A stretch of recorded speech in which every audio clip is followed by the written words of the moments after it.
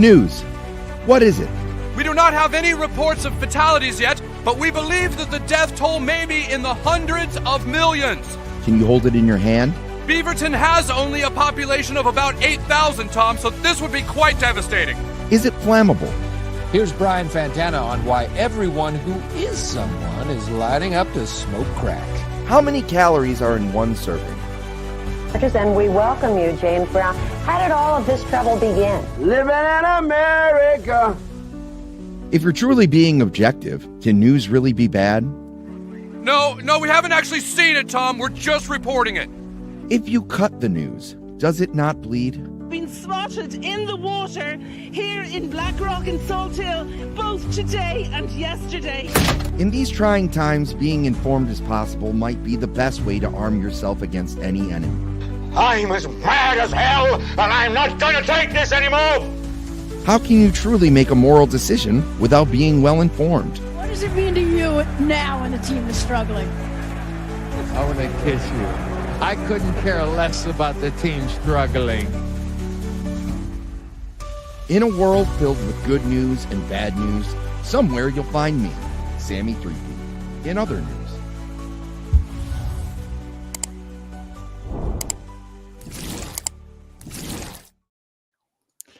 Yes, indeed, it is in other news. I am Sammy 3P, and I have a team of specialists and experts for the channel tonight. But tonight's going to be a special one.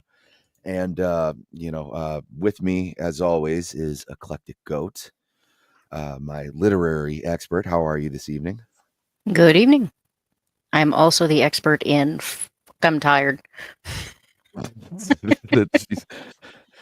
We have salsa expert, and weatherman, Stupenzo. It's great to have you back on the show. I'm special. Thank you. I just drove into town and had enough time to take a leak and unpack my stuff, and now here I am. All right. Also, another fellow musician here, a first timer on the show, brother in music and expert in Quantum Leap. Price of Reason. How you doing tonight? Good. How's it going, man? Good. Everything's good. Let's see who we got in the chat here. John first as usual. We got Sebrew. We'll have to fix something about that, Ryu. Sorry about that. I don't know how to do that, brother. Yeah, Dark Hour. He knows what's going on. Malty. My dear friend Scoop. Yep. All right. See, we're good. Okay. So I mean, we'll just get the show going. It's one of those things. I know 2001 was definitely a crazy year, but I think we all know where we were when Creed did the halftime show at the Dallas game. Nothing else of note happened in 2001. By the way, this was the only thing. Nothing at all. Even though that this halftime show was dedicated to something else. But yeah, I mean, it was a magical time, and people were unified under Scott Stapp and his gorgeous hair and flying ribbon men. Looks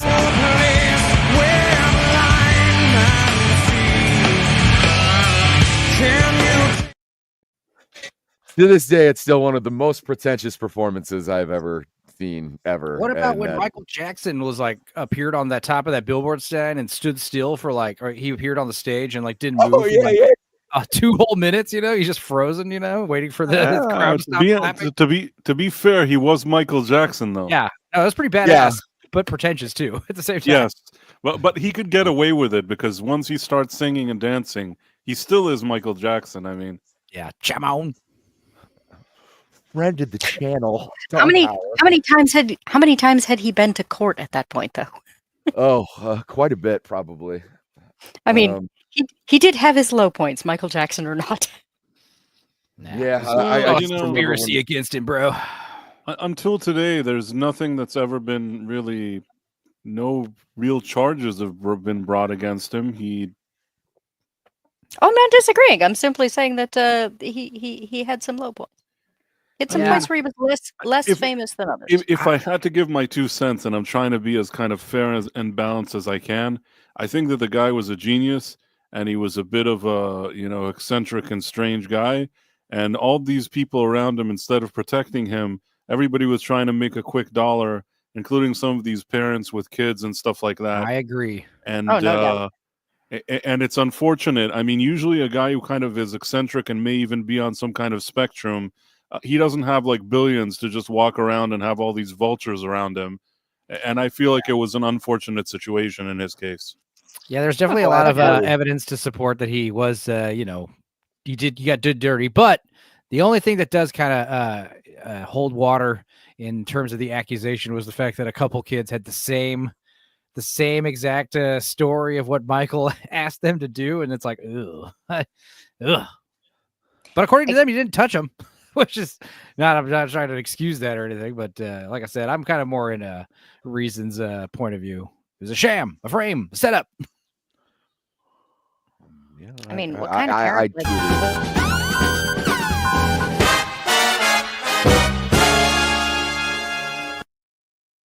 Breaking news, Leon's here. How you doing, buddy? I'm awake now. I am so sorry. Dude, don't worry about it. Like I said, it's always an open invite. It was like you just slept through the whole show. Here, and then I was like, I fell asleep. I was exhausted. I pulled an all-nighter, and then I fell asleep. And yeah.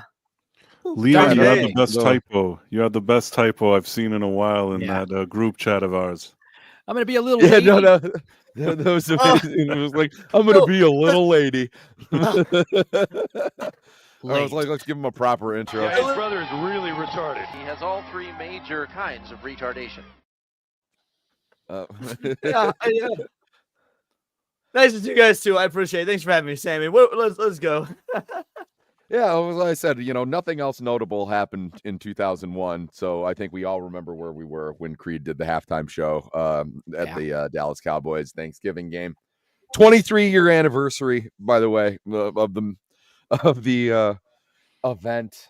So this story, I didn't read this. There's actually a shit ton of stories and articles on this particular performance, and I think we all know why.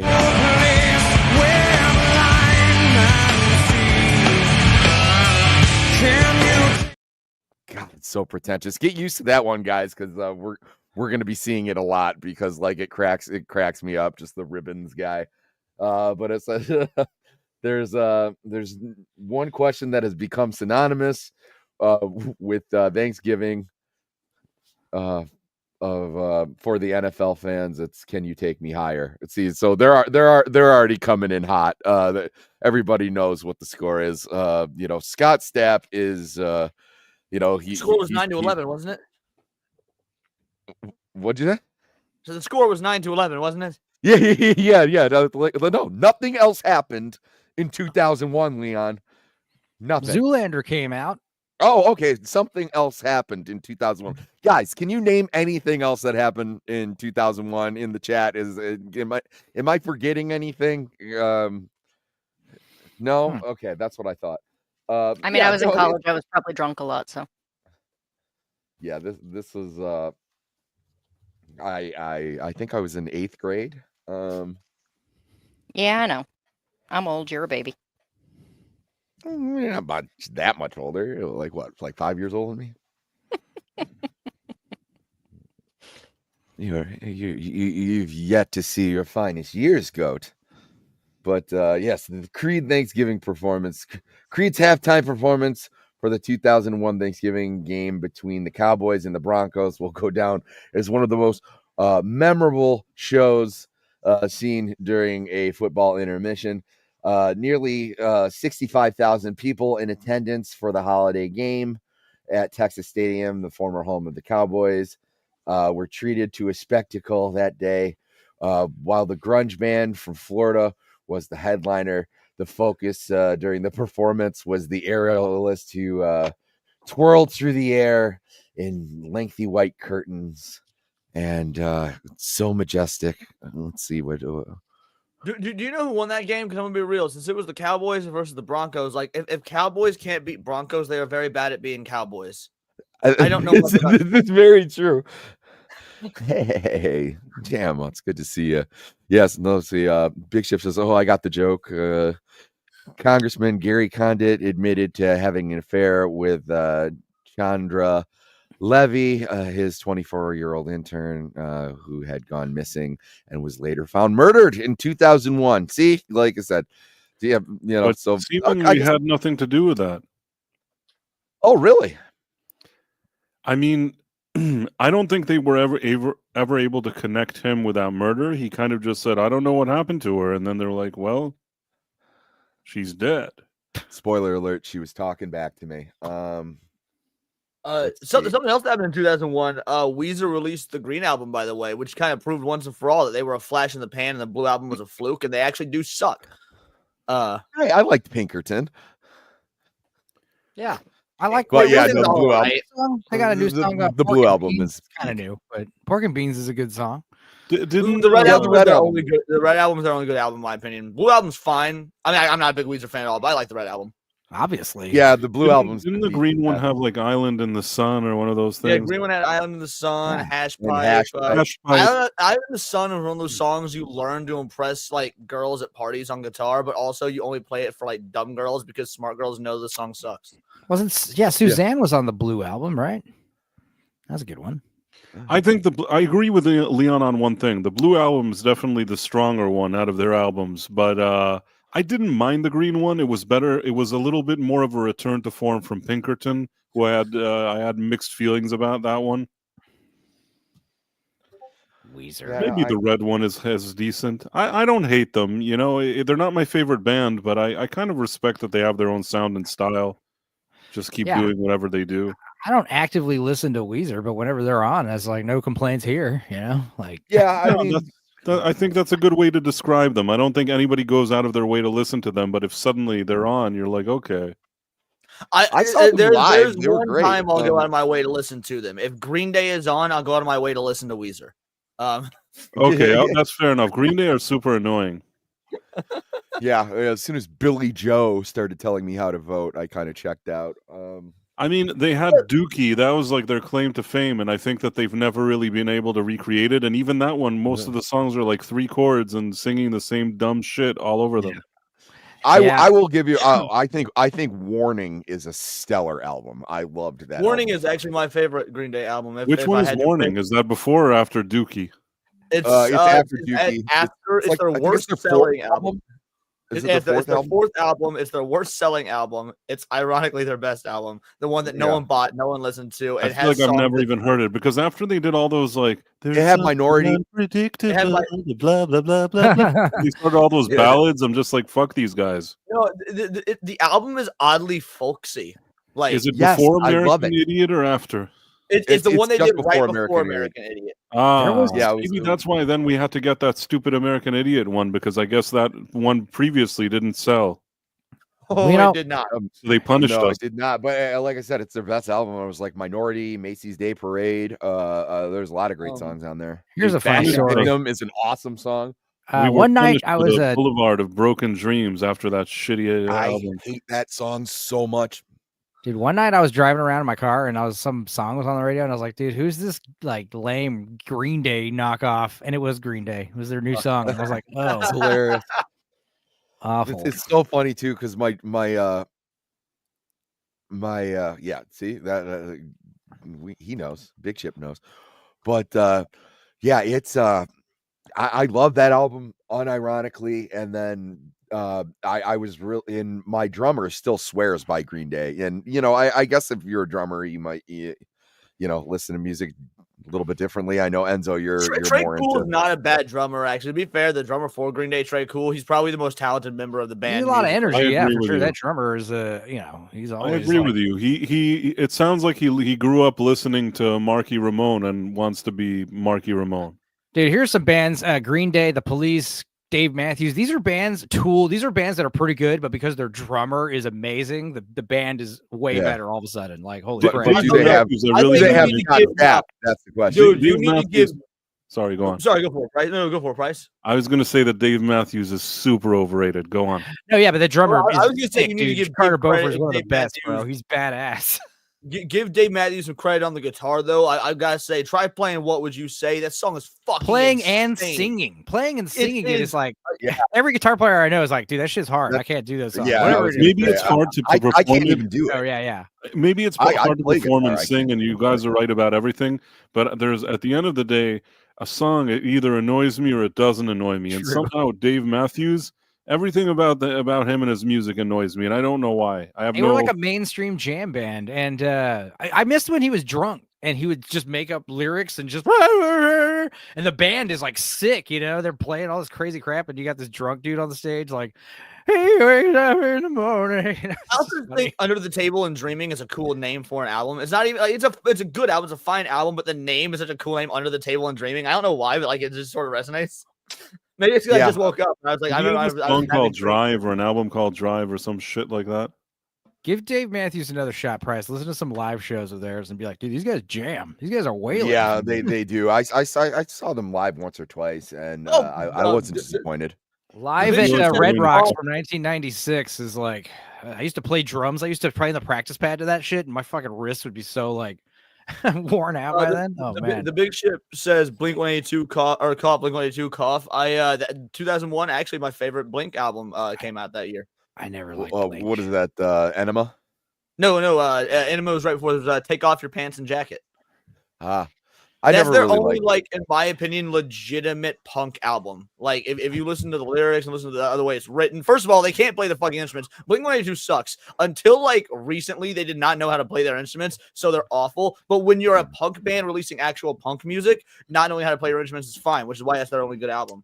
Who doesn't know how to play their instruments? You know who they didn't have was Scott Stapp. He's calling out, I think I'm falling, holding on the wall, I think you're safe.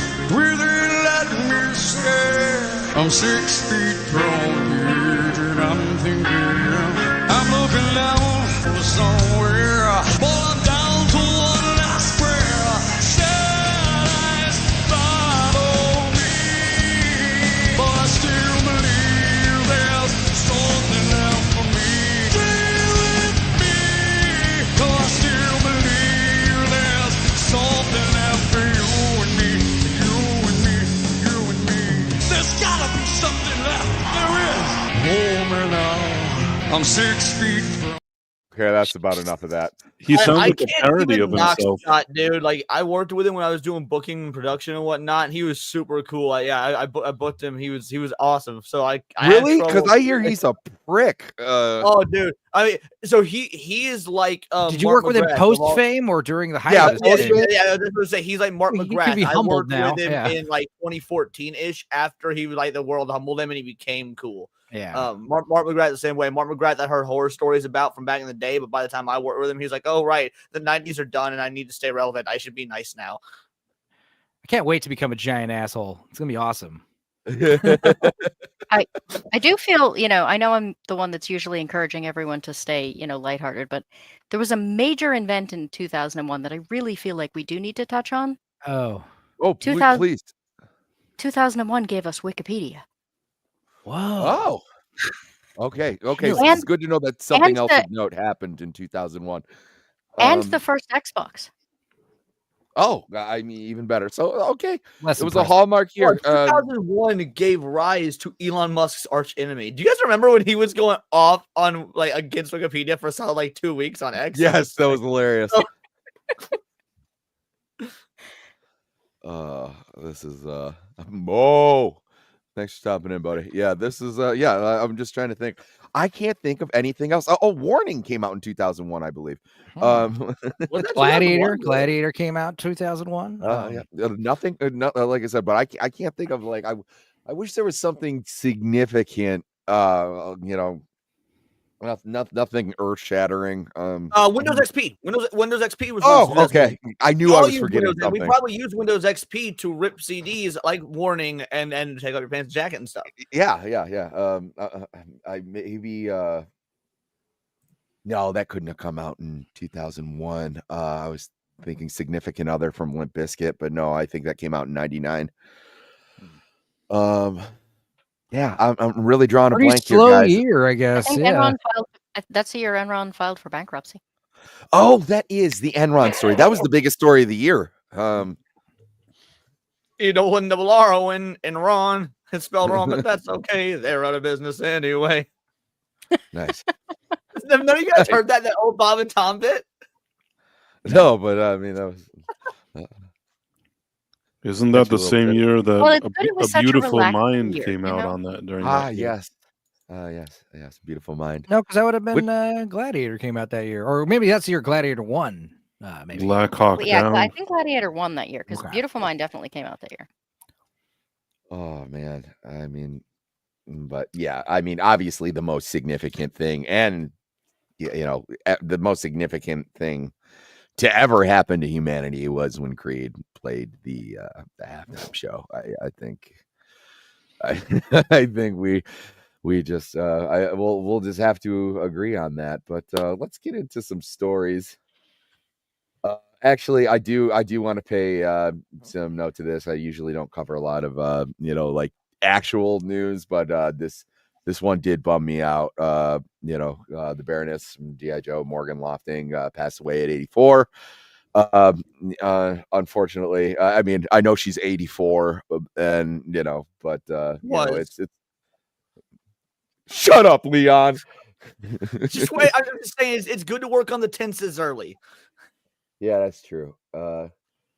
Yeah, I'm just like sort pulling of off a torn because Band-Aid. we seem to be losing so many great people, but then I have to keep looking at their years and going, well, yeah, but that's because all of the greats are kind of getting up there. They're also not being replaced by new greats. Like if I found out Robert Pattinson passed away tomorrow, that'd be shocking and sad, but I wouldn't be like, oh my God, like what am I gonna do? Like when David Bowie just kicked the bucket randomly, it was like, holy crap.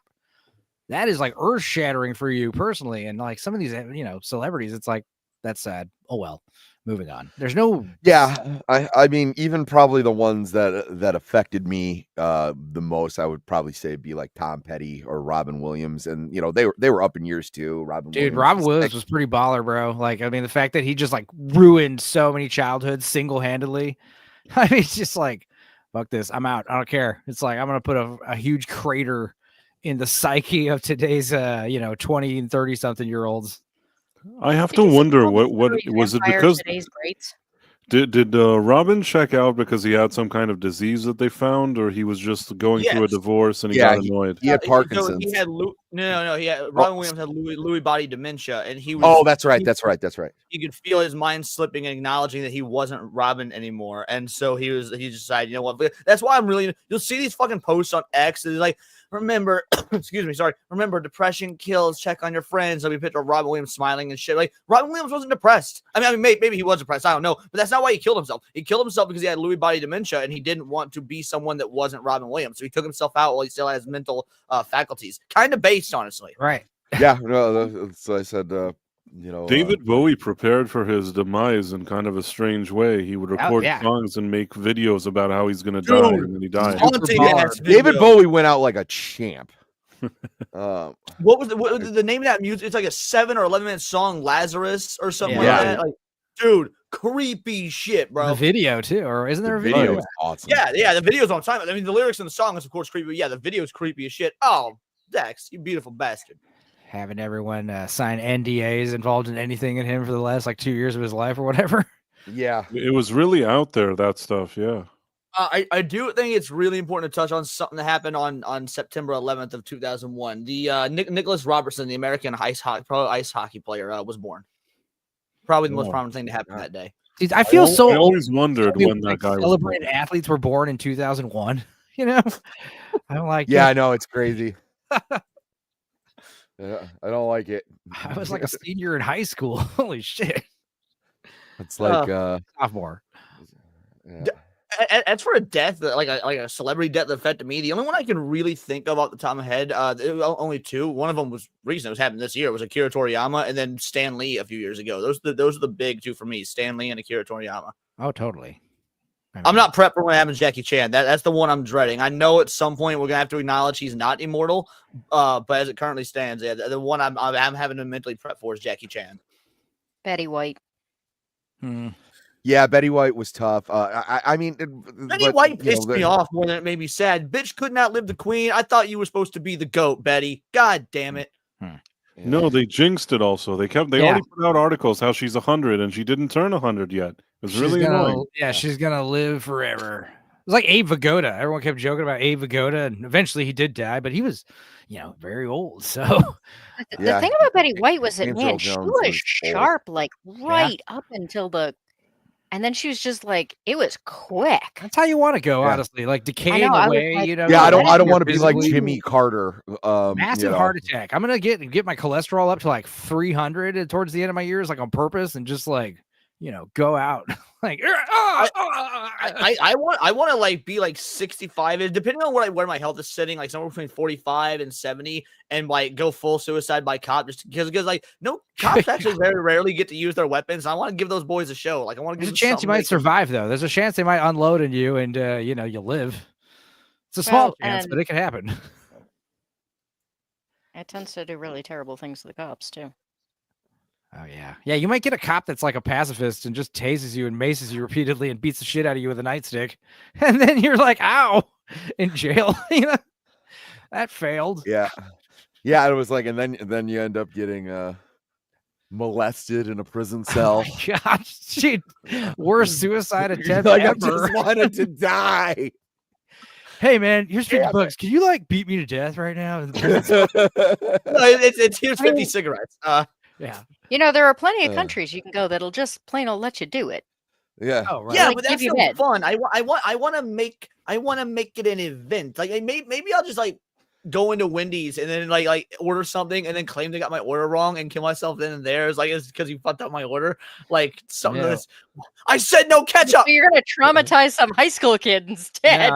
Throw a big house party and like kill yourself with like an overdose or something or a poison, but like go off away for a while and like everyone has to solve the mystery of who killed you. And it's I always said if I found out that I have like anything like terminal, I'm gonna just like go into some stranger's house and just be like, "Hey, explain this," and then just like kill you. Yeah, dude, at the party, kill yourself with a suicide, but write some like note on the mirror and lipstick half out. Like help. So and so. The killer was blank.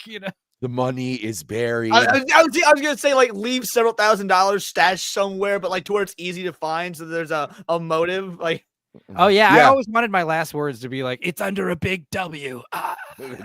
Yeah, exactly. Well, I know that he ate at Whataburger a lot. Could it be bigger? You know how many Whataburgers there are, dude? It'd be like, oh, dude, that's gonna be hard to find, man. If it's a Whataburger. Yeah, it was like it's that Red Robin. Take everything you've got, like liquidate it, use it to turn your entire house into like the set from John Wick 2. Dress yourself up as what's her face, and then just unalive yourself in the bathtub. When you tell like, me to dress myself up as what's her face, that could mean a lot of things. Yeah, Leon's the only one that related John Wick to 2, that. the John Wick 2, the lady that like gets in the bathtub and. Every man was assuming they dress up like John Wick, and then you said dress up like that lady, and all four guys on the panel were like, "Oh, you lost me there." All right. Well, we know he doesn't have an issue with putting on a dress. Exactly. That's why I was like, Leon might. That's what I was And thinking. he would, and if he gets like this massive John Wick like movie set going on his house and is found in the bathtub, he's definitely making the paper. Dude, they're gonna show your house. You think John Wick movie set? I'm gonna be real. I've had this plan since like 4th grade, right? If I ever win the lottery, here's what I'm doing. If I ever win the fucking lottery, ever win that Powerball, I get myself the millions and millions and shit. I'm building a replica of the Resident Evil 1 mansion and like charging entry and have like basically make it a shooting game. So people have to go in and like use laser guns to shoot at these zombie animatronics and try and survive and solve the puzzles to get out. I would make so much fucking more money than I would have on the lottery just charging people for this game. I mean, that is pretty dope. But it is I was gonna say, I would half totally do past the hour. That means Enzo. Yeah. Time for sports. Let's go for the sports today. Okay, sports. Well, here's something interesting that happened. A game of hockey broke out at a college football game on November 30th when a massive fight happened during a live interview, and players were pepper sprayed on camera after Michigan upsets Ohio. Now, if you want, I guess I could share the video here. You guys want to see a pretty big college football fight break out on camera. It was noteworthy. Yeah, you can share that for sure. Let's see here. We don't need that. Let's see what we got going on over here. Here at Michigan, but that's what we are. That's what Michigan does, man. And that's what we do. First of all, it's something. And folks, something interesting is going on the field right now. Michigan trying to plant their flag in the middle of the Ohio State field. The word interesting is one of those words that people use for so many. And now there's some skirmishes going on the field. Apparently someone's going to get pepper sprayed any second now. Or I guess it's probably like a Where's Waldo game of who's getting pepper sprayed. That could be the case. Anyway, not very professional athlete behavior, folks. Make sure you guys, what happened to shaking hands and saying good game? Wasn't that like mandatory? Yeah, I mean, I saw it at the Lions game on Thursday. Williams like threw that ball in that dude's face, and I'm just going like, guys, like if you're being that aggressive, then like you're really not doing your job right on the field. Yeah, because like I was win or lose, especially like in football, I was always a little too tired to be angry. Yeah, Well, luckily it was at a professional football game, so there was lots of video, lots of camera angles. If you want to check them out, they're out there. We won't have to painstakingly go through it like it's an Abrams Zapruder. There's a Bruder film or something, but yeah, it's a big fight, not commonplace, but not totally rare. Turns out it's sports. So my brother went to UConn, and again, I'm not a sports person. But I went to visit him once right after an enormous game where like somebody had won a state championship or something. Yeah, dude, if you want to send it to me on Twitter. Sorry. There were things on fire. And there were people defecating in the parking garage. Damn. And I was confused. I had not encountered this before. And when you gotta go, you gotta go. Goat. They were so drunk. And I messaged him and I was like, what happened? And he's like, oh yeah, we won the state championship. And I was like, this is what you do when you win? What happens when people lose? Yeah. Yeah. It's funny because when you see someone like taking a leak publicly, you always assume the same thing. Maybe they had too much to drink. The point is, they got to go. When you see someone taking shit, you're like, do they have to go, or is this like a spite thing? Like, what's going on? Like, is there a motive behind this, or is this guy really had to go? That's what you never know with the number twos. Oh, the worst part was she made eye contact. Did she look embarrassed, or was she like threateningly? Oh no, it was like defiant eye contact. I just gotta say, I knew it was a Sonic shirt. Sonic alone. Yeah, I was like, when you win, you set things on fire. What do you do when you lose? Yeah, I have so many. We riot no matter what. That's the point. That's the beauty. We riot when we win. We riot when we lose. I saw this like vintage like Sonic CD shirt. I almost bought it. This vintage what? Sonic CD shirt. Like literal Sonics. Oh, okay. So, here's a Sonic CD that one of my fucking amazing viewers sent me that is older than I am. This is the Sonic Boom CD that wow. Yeah. And then like it's like, now one of the your home address. This is a really old Sonic album soundtrack. So yeah, I love it. Thank you. Anytime someone says Sonic CD or vintage, I have to bring it up. How sweet. That's cool. It's so we should probably get to another news story. Guys, it is hunting season.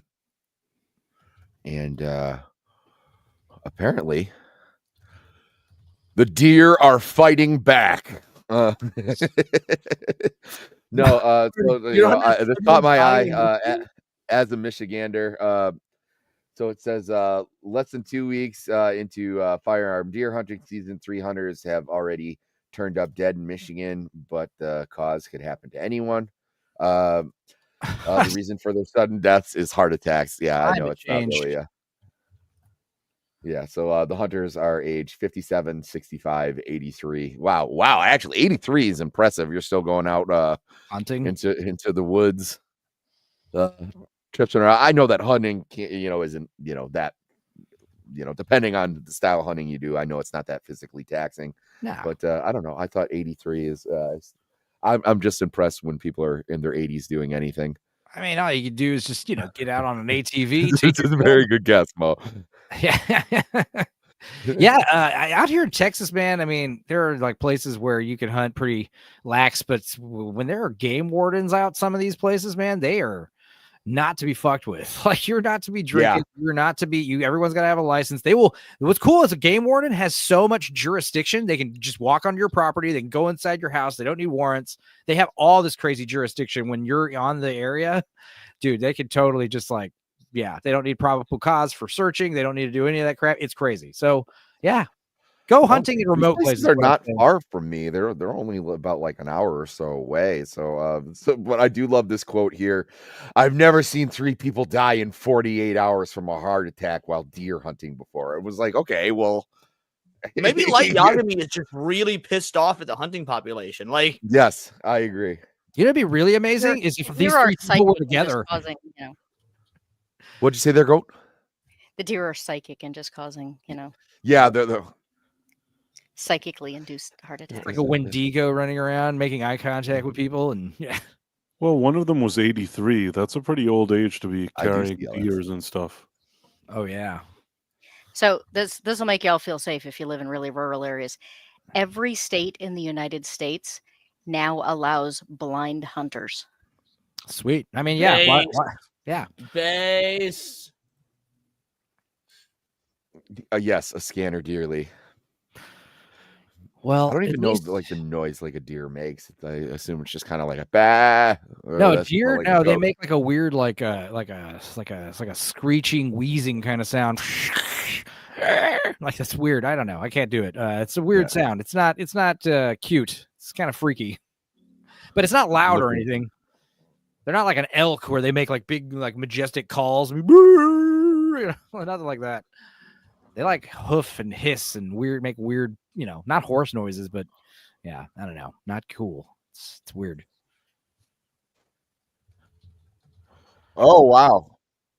Yeah, that is I don't know if I can share that with the rest of the class here. Okay. Oh, now I'm curious. What's going on? Oh, well, that's an elk. Yeah. Sounds cool. Oh, for real though, like if I was just like walking in the woods, like I would be like, "What the fuck is that?" Yeah, you'd hear that and be like, "Yeah, that's a freaky sound." I picture like a dinosaur or something. Yeah, apparently what it said was the doctor was saying it's because of unpreparedness. That's what's causing the heart attacks. What is that? Yeah, how does that work? Are they not dressing for the weather? I mean, See, there's one where the one in his 80s confuses me, because if he's hunting in his 80s, you'd think he's been doing it for a while, and unpreparedness seems weird. You have to do a lot of walking. I don't know. That's the thing. A lot of people go to Great Death Valley or White Sands or the desert, and they're from Europe or whatever, and they don't bring water and stuff, and they die. I assume that the 83-year-old guy was kind of like an OG, and he just figured, like, I can carry this deer, I can do it. Yeah. I don't know about the other two, Or but he was just like, I'm 83, I'm going out anyway, so might as well go out in the woods where I love it. I have a feeling that the toughest bastard out of the 3 was the 83-year-old one. He was probably for sure. Dude, imagine dad takes grandpa and his son's first time hunting, you're going out hunting with the old man, just like old times, and then grandpa dies. Just like shit. Way to traumatize the boy, grandpa. Imagine if on that same trip he gets himself a 14-point buck and it's like not all is lost. Son. Oh yeah, maybe like the kid shot one and the guy so happy celebrating, like good. I feel no, he was just about to tell his son he loves him for the first time, and the stress of that caused his heart. Give me a oh God! I'm so glad we die than tell me he loves me.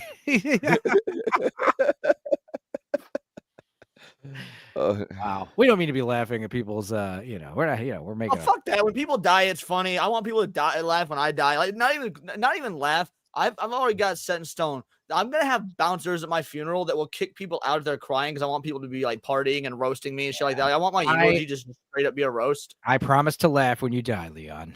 Thank you, Enzo. Like, thing is, if you guys all get a text message tomorrow being like, yeah, no countercast, Leon, he's dead. I just want to. I've heard a lot of people say this. I had a friend pass away recently. He had a big party. Bunch of hippies showed up wearing tie-dye and shit and big concert. I'm like, dude, when I die, I want you all to mourn for a month. I want you guys to draw the curtains and turn off all the lights. I want you motherfuckers to be sad as fuck when I die for extended periods of time. What the hell? Those are my wishes.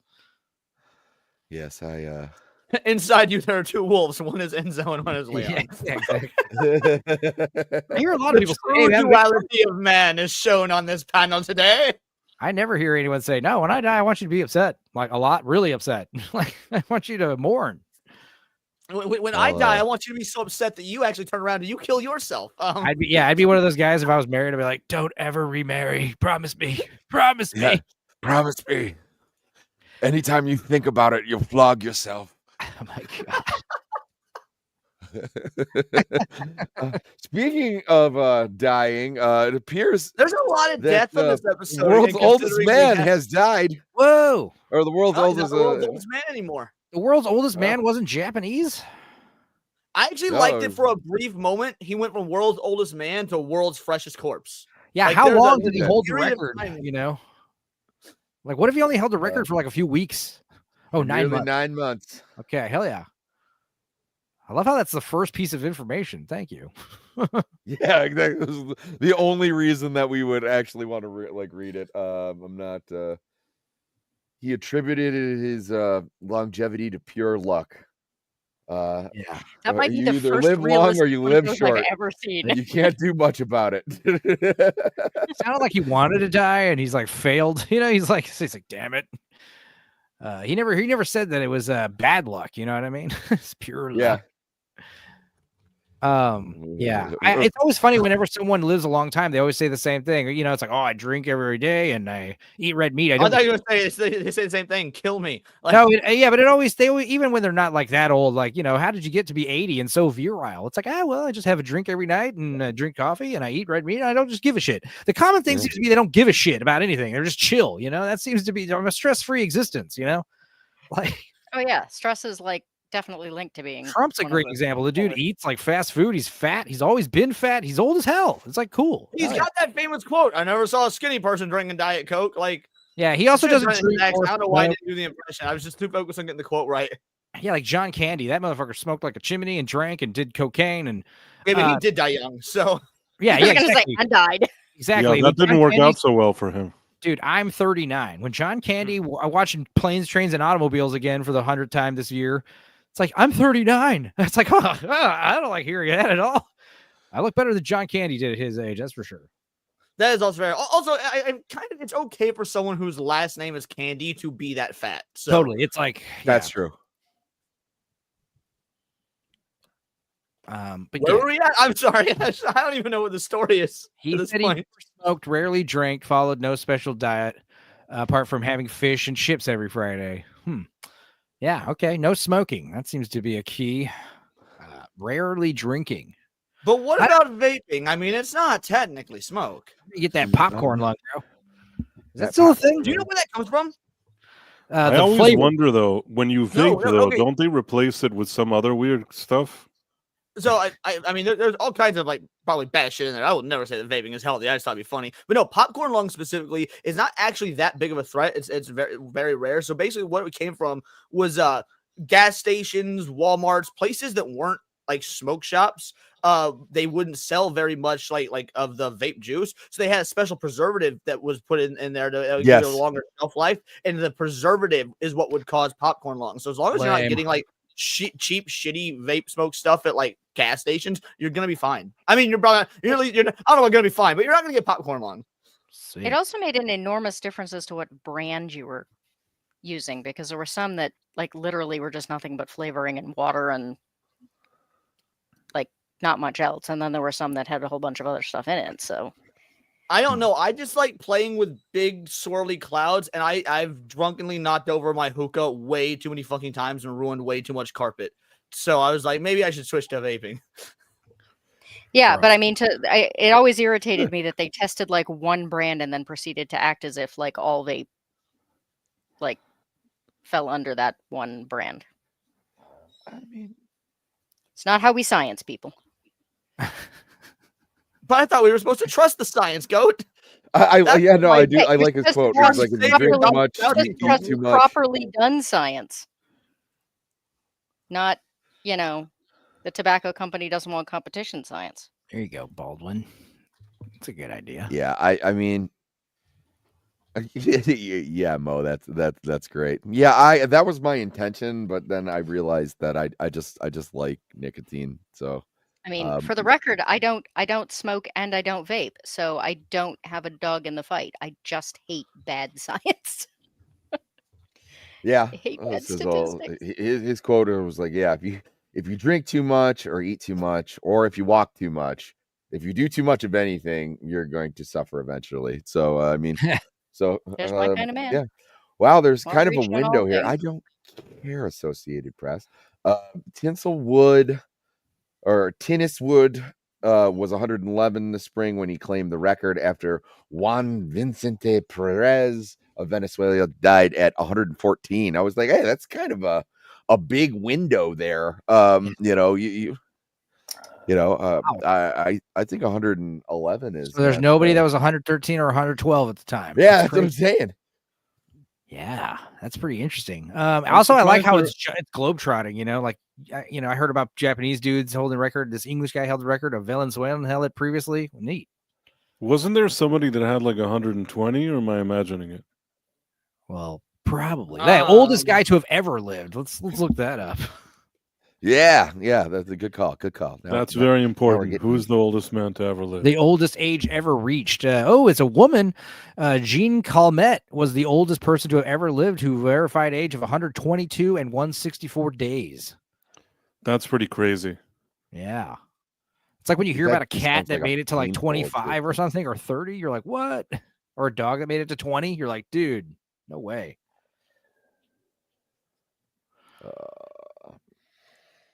The oldest verified man was a Japanese man named Jiromon Kimura, and he lived to 116 and 54 days. So that woman beat this Japanese dude by 6 years. See, in some fields, women are better than men. Right. That's pretty interesting. Like, because she beats the record, right? She goes, past 116, 54 days. You are now the oldest person to have ever lived, Gene. And then 6 more years go by. Every day is a new record. That's awesome. She really put in work during that final stretch. Yeah. And the picture of her is her praying with what looks like a shawl over her head. Interesting. Very interesting. The only documented case of someone living past 120. That's amazing. Wow. They say only documented, but of course we all know that our true source is the Bible, and Methuselah lived to be 969. So also there's monks out there that are saying they're older than that. There's people out there that claim to be older, and you can't verify it, but they look really, really fucking old. So who knows? It might be true. Yeah, interesting.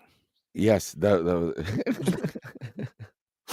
I don't know if he's being serious or not. I don't know if he's being serious or not, but I immediately say, lend me your ear. Read my comments. Maybe. Seems like it could have. When the hell did Van Gogh die? Not that long ago. I don't know. Picasso died in the in the 80s, so he can see. Van Gogh died in 1890, so it's possible. If she met Van Gogh, dude, holy shit! Like. Apparently Mo Zamboni's being serious, and she smoked until the end. She smoked. Damn it! That's like threw my previous hypothesis out the window. I was reading about those monks that drink chartreuse and make chartreuse, and it made me really want to start drinking chartreuse.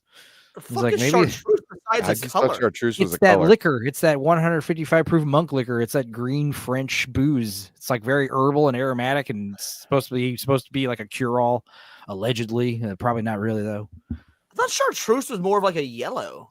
Well, no, chartreuse is a color, yes, but it's also the name of a type of liquor which comes in green or yellow, and it's only made by these monks. So there's a shortage on it because it got really popular during the pandemic, and people started hoarding the stuff. And the monks are monks; they only sell the chartreuse to like fund their monastery, so they're not like increasing production or anything. It's kind of like Malort, where it's like a type of liquor that's only made in one place, but it doesn't Malort. suck, unlike Malort. You know. Malort. Yeah, don't you know? Have you ever had Malort, Sammy? Is it like around there? Disgusting. It's so bad. I remember my buddy, he moved to Chicago, and then he was having people over, and like he had a bunch of bottles of it, and he's like, "Yeah, I'm gonna try this." I was like, "I ain't drinking that shit," and he's like, "Do not ruin this for me." Bought a bunch of bottles. It's like an inside joke. Yeah, Malort. Yeah, gross. Malort is the noise. They named it that. That's the noise you make when you drink it. Yeah, holy noise Malort. that when it comes back up. This is a good one, Enzo. I've never had Malort, but I have brewed my own homemade absinthe, which was fucking awesome. I used to drink absinthe for a while. Yeah, it was cool. But Yeah, I had a friend absinthe doesn't sit well in my tum-tum. It's The real stuff, like with the wormwood, or Yeah, that's why I had to brew it myself. advertised You can't legally buy it, but you can buy all the ingredients and make it yourself. And yeah.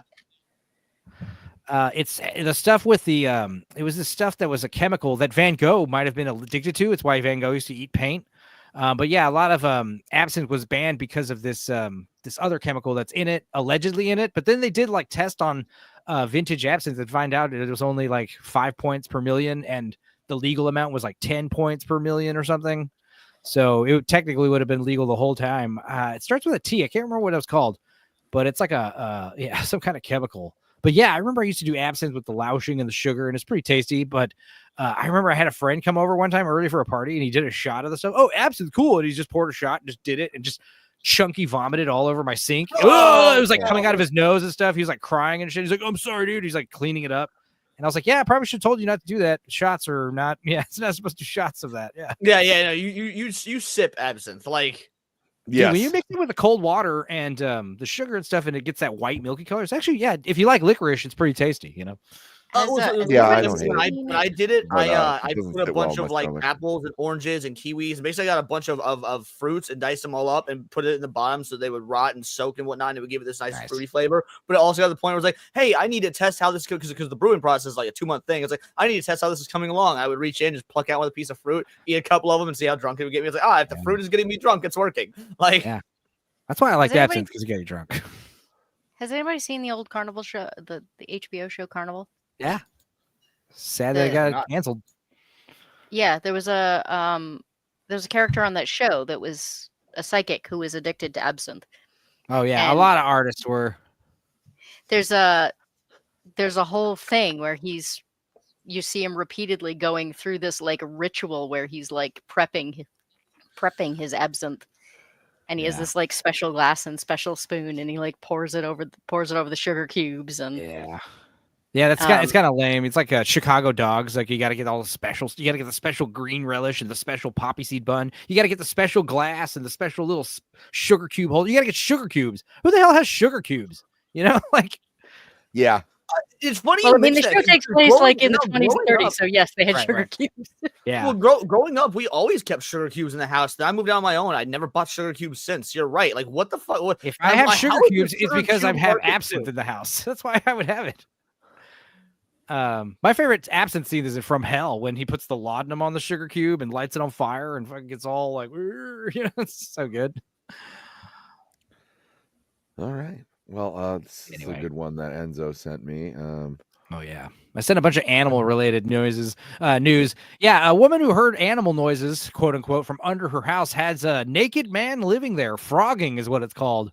When you got someone living in your house discreetly, usually living in a crawl space. Yeah, or I've seen videos of that too, where people like will come out of the crawl space and they set up a camera because they notice like food and stuff is being moved. Or yeah, misplaced. just the light pilfering. There was a really creepy one where the guy comes out and this girl's just like sitting in his kitchen. He catches her, and it was like he has her dead to rights, and it is not a good time. That's not something I want to see at like 3 o'clock in the morning. A lot of time it is a tiny woman, because I think when you find a woman like in your house, you're more prone to like not shoot her on sight, you know? Yeah. A fucking man just in your house for some reason, just like bang, bang, bang. I'm not even gonna ask questions. You see a woman in your Every video I've seen of this is actually a woman living under like I'm not They're saying also smaller. but like I see it with women a lot. Also, women, like men, usually have like this thing called dignity, and they're a lot of times they do have that, and sometimes they would not, I don't know, they'd rather die or live on the streets. You heard it here first. That's an Enzo exclusive. Women, no dignity. No, just less overall average. I think. Sorry, Goat. I'm just kidding. Goat's one of the good ones. Yeah, it's true. The other thing is that having worked in mental health for a very long time, every patient but one that I ever had put me in the hospital was female. Whoa. Really? Yes. For two reasons. One is that if the police tell you they can't deal with the 7-foot-tall, heavily muscled man, there's a reason for that. If they tell you they can't deal with the 4'11", 90-pound wet female, they don't like to admit that. That means she's really crazy. Yeah. You know, everything from your description, and you said wet. I swear, because like I was from the moment you started, like 4'11", crazy. I was all like, oh yeah, she's talking about a little Mexican woman. Then you went wet. I was like, she's about to just straight up call her a wetback, and then that's not where it went. But that's where I thought it was going. Well, what's interesting is this is a case of a man living in a house, but she's living under the house. So you don't have to sneak in and out of the house like, all the time, or it's not as hard. Also, the woman is a 93-year-old woman from El Sereno in Los Angeles. And she got the shock of her life after realizing that bizarre noises she had begun hearing from beneath her home over the last few weeks. So again, not living there that long. Sometimes with these frogging people, like they live in your house undetected for years, which is insane. Yeah. They were not made by animals, but by a man who had settled there. Why was he naked though? Is that the woman and her family usually heard strange noises? Hot. Yeah, it is hot. There you go. But no, it's December. His clothes were at the laundromat. He found a naked man who appeared to be living under the house for quite some time. That's it. There's no read more. Jesus Christ, I have it right here. Okay, all right. I was like, you can't just leave me on that cliffhanger, dog. Oh, sorry. The end of the season. The next article will come out next year, and you'll be able to pick up. Yeah. Yes. Behind a paywall. So getting the unwanted guest from out of the house was quite the task, as he didn't want to come out. Police spent hours trying to talk him into crawling out. I know what it's like to not want to come out. And then they tried to intimidate him with police dogs, but he didn't seem worried at all. In the end, they had to force him out with tear gas. He refused to leave, and he wasn't scared of the dogs. And the first two attempts to gas him out did not fish him out. Silva said it's a bizarre thing, but it's probably not. It's probably uncommon. Not uncommon. This is what the cops said. Holy crap! In this day and age, people are looking for shelter. So it's just a homeless dude. Okay. Why was he naked though? It doesn't say. I was gonna say it's just probably just very warm, or he's insane. Or maybe he's really proud of what he's packing. It doesn't say what the size of his junk, but he could just be a very proud man. Yeah, he was like, just wiggle in it. Like, you sure you want to make me leave? Well, here's the thing: if it had said why he had, if it had said he had an 8-inch cock, we'd be questioning why did they talk about the size of his dick in the article? Like, why did they say 8 inches in this article? What? A man with an 8. If he's not crazy and he's trying to apply for jobs, then he needs his clothes to stay clean. Right. He's got a suit folded up in the shack somewhere, like on a hanger. And every day he gets out. Take them off before he crawls onto the house. He's got a box of wet wipes that he cleans himself off with, and then he puts on a suit. Oh yeah. I highly doubt he's like Will Smith in Pursuit of Happiness, where he's just like crying in a subway bathroom, not like a Subway the restaurant, like an actual Subway. The ones who don't have serious mental illnesses, it's actually more common than you'd think that they're trying to. Yeah. Oh yeah, reasonably. Go ahead.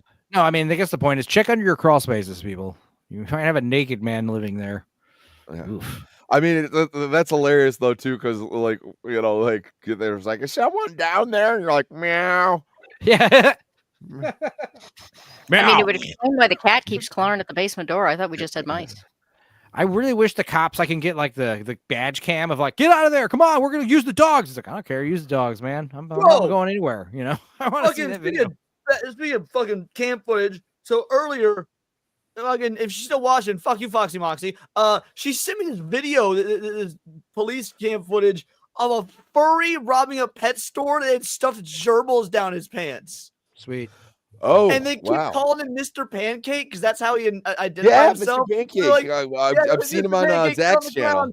And like the police, like, yeah, I think these gerbils have PTSD. We can't take them back to Pet Warehouse. Like, it's such a fucking wild 20 minutes. Zach's has played that on Circle of Jerks, and it's so funny because the cops keep going, Mr. Pancake, please, Mr. Pancake. Let's see. I had never seen that video before today. Holy shit. Price, what do you got for us? Well, you said to find an interesting story. So apparently, today is the 70-year anniversary to the first woman that was ever struck by a meteorite. But not the last, hopefully. Hey-o.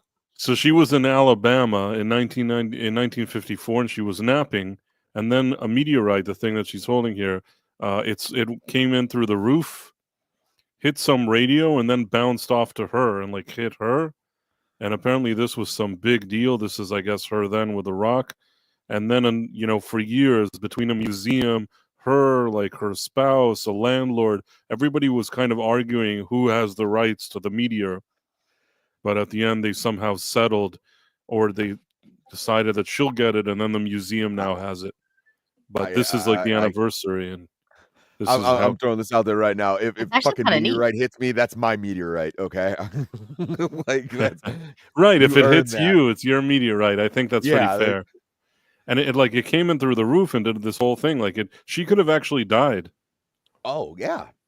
I think I would say by the hole in the ceiling, the landlord's argument was it hit my roof first. Right. That's, I guess, probably what his argument was. But it's funny how something like this happens and immediately everybody just wants the meteorite. Nobody cares that somebody almost got killed. Nobody cares. Yeah, forget the massive head injury you have. I want the rock.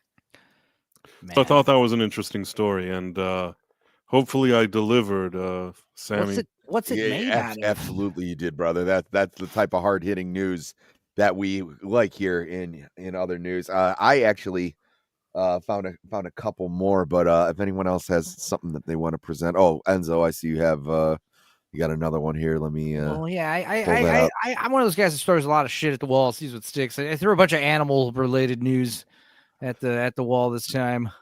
You know what? This is a fun one. Sammy, I sent you earlier in the week. Yes, I do. I have that one too. I don't know which one you're about to pick. So, are you gonna read the sad one or the happy one? I'm reading the happy one. All right. The Pomeranian dog. Yes. A Pomeranian dog miraculously survived. Sorry, go ahead. No, go ahead. Well, he miraculously survived a 9-story fall with no injuries. I don't know how the hell that happens. Fluffy Pomeranian is lucky to be alive after miraculously surviving a fall from the 12th floor of an apartment building in Cali, Colombia, onto the roof of an adjacent 3-story building. Oh, so it fell through a roof. It fell through a metal shingle roof, so that probably helped. But yeah, that's pretty crazy. The dog is totally fine. What's the dog's name? Paris is the name of the dog. What a sweet little animal. But yeah, Pomeranians, they're cute. They're tiny. I'd imagine it's tiny mass. Center of gravity probably might have helped it survive. Yeah. It's unclear how Paris fell from the 12th floor home, considering the owners always keep the windows closed. But what baffled both the poor humans and the veterinarian who checked him for injuries after the rescue was that he survived. How he survived. Metallic roof. He plunged through it, and it cushioned his fall. But yeah, no external injury. He's like that Unbreakable. He's like Bruce Willis of dogs. How sweet. I vote that somebody got annoyed by the yapping and threw him off. They're unsure how the dog fell, and I just imagine Isaac Newton screaming, "Gravity, motherfucker!" Like, the girl's boyfriend's like, I don't know how he fell out of the window. I can't believe he's alive. Now the dog's like growling at the boyfriend like all the time and doesn't like him. Something's changed. What did you do to the dog? Did you throw my dog out the window? Babe, I swear I did it. I don't like you anymore. What'd you do? You never liked me, babe. Yeah, but now he really doesn't like you. Yeah, I was going to say, that's why I threw him off the roof. The dog never liked him. Now he's biting you and stuff and snapping at you. What'd you do? What's better, that the dog doesn't like you because you threw it off the roof and it survived? Or the dog doesn't like you because you're doing obscene things with peanut butter at night when she's away? Oh, this is yeah, I don't want to answer that. The peanut butter thing is less forgivable, I think. Yeah, I was gonna say I don't like the peanut butter thing at all. But here's a great. The peanut butter thing is like it's got. Don't justify the peanut butter thing, Leon. Well, I'm just saying, if you go, come on, dude. Crunchy versus creamy does make a difference in the argument here.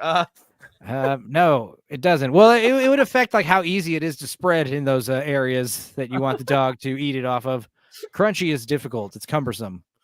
All right, but that almost makes it at that point it goes from sexual deviancy to like challenge of, like you were saying earlier, the monks that test the might of their bodies. So yeah, we know that Leon loves a good challenge. All right, this one is peanut butter aside and the opinions on such. This one's from Goat. I'm sure this one will be hilarious. I thought you were going for the one about the people that had their Thanksgiving on the train. Oh yeah, I was hoping to get to that one too. But I like this one as I like this one as well. 5 really weird Thanksgiving traditions that we don't recommend. Drink if you do any of these 5 traditions.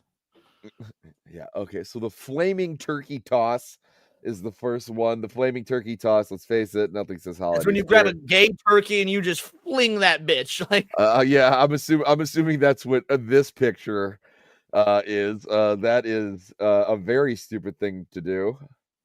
The turducken, I think that's more of a football. Oh, damn! Wait a minute. Does wherever you're from not drop frozen turkeys into boiling oil on a regular basis? Yeah. No, that's one of my favorite things about Thanksgiving, though, is the fire department releasing those videos of like why you shouldn't deep fry frozen turkeys. That's so good. Yeah, you gotta if you're gonna do it, you gotta let it thaw. I was gonna say, because that's far more dangerous than having a very long stick to keep the flaming turkey away from you. Yeah, and he also appears to be in a field, How far do you away think you from can his throw home. a turkey? Like, honestly, probably not. They're big. I mean, it's like a 14-pound bird. Turkeys are heavy. I like turkeys are like the weight of a shot put, aren't they? Like 8 fucking pounds or something? Yeah, I had a 13-pound turkey. This year. It was pretty small. We had a 30-pound turkey this year. 30, yeah, 45-pound turkey. Yeah, 30-pound turkey. Those huge turkeys are insane. I always get like a decent, like, modest. When you go to HEB, you buy a ham, they give you a 12-pound turkey for free. So like they'll cut the difference off. So like I got like a 13-pound turkey. So I paid like $2 for my turkey this year. It was awesome. And I made enchiladas with it. It was really good. Catch you later, CLS. Take it easy, buddy. Thanks for stopping in. Turkey enchiladas sounds like also, something we got that an annoying a girlfriend wild would make you gooch do. sighting. Friend of the channel, Gooch.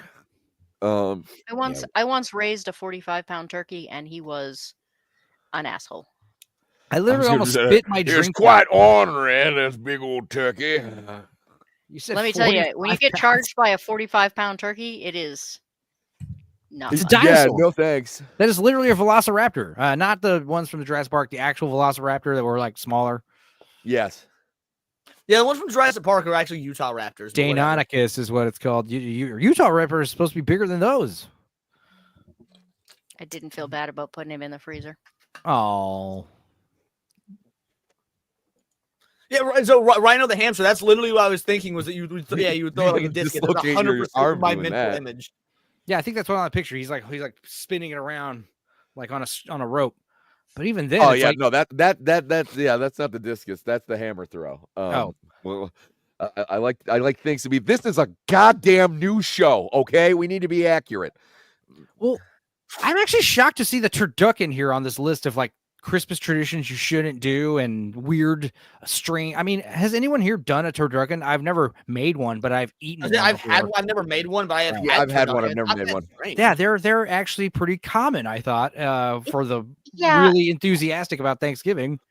Apparently, the reason they don't suggest it is because of the calorie aftermath.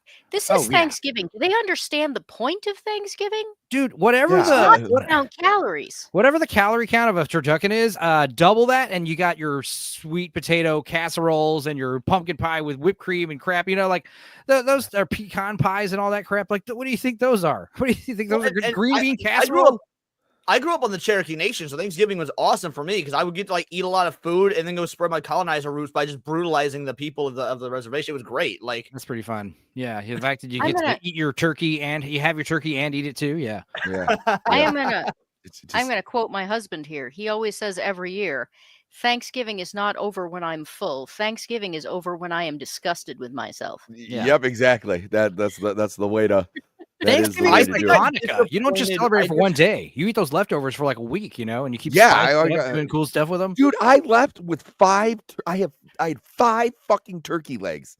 Because it was like so like my aunt made one, and then like no one else had it. So there was 3 that my mother sent me home with, and then my mother-in-law, and this is insane. So we always go to my mother-in-law's for dessert. It's just me, my wife, my brother-in-law, his wife, and their infant daughter. She baked 4 pies and she made a cheesecake. So like I was getting like crazy decadent, like crushing up pie and covering it the top of the cheesecake, and then like I had that carb crash, I passed out, and she's like, "Oh, I have 2 turkey legs for you." So like I got home the next day, and it was like, and I had 5 fucking drumsticks. I didn't know what to do with them, so I stripped them all. We did like one of those after like leftover pot pies. So I'm looking forward to dipping into that.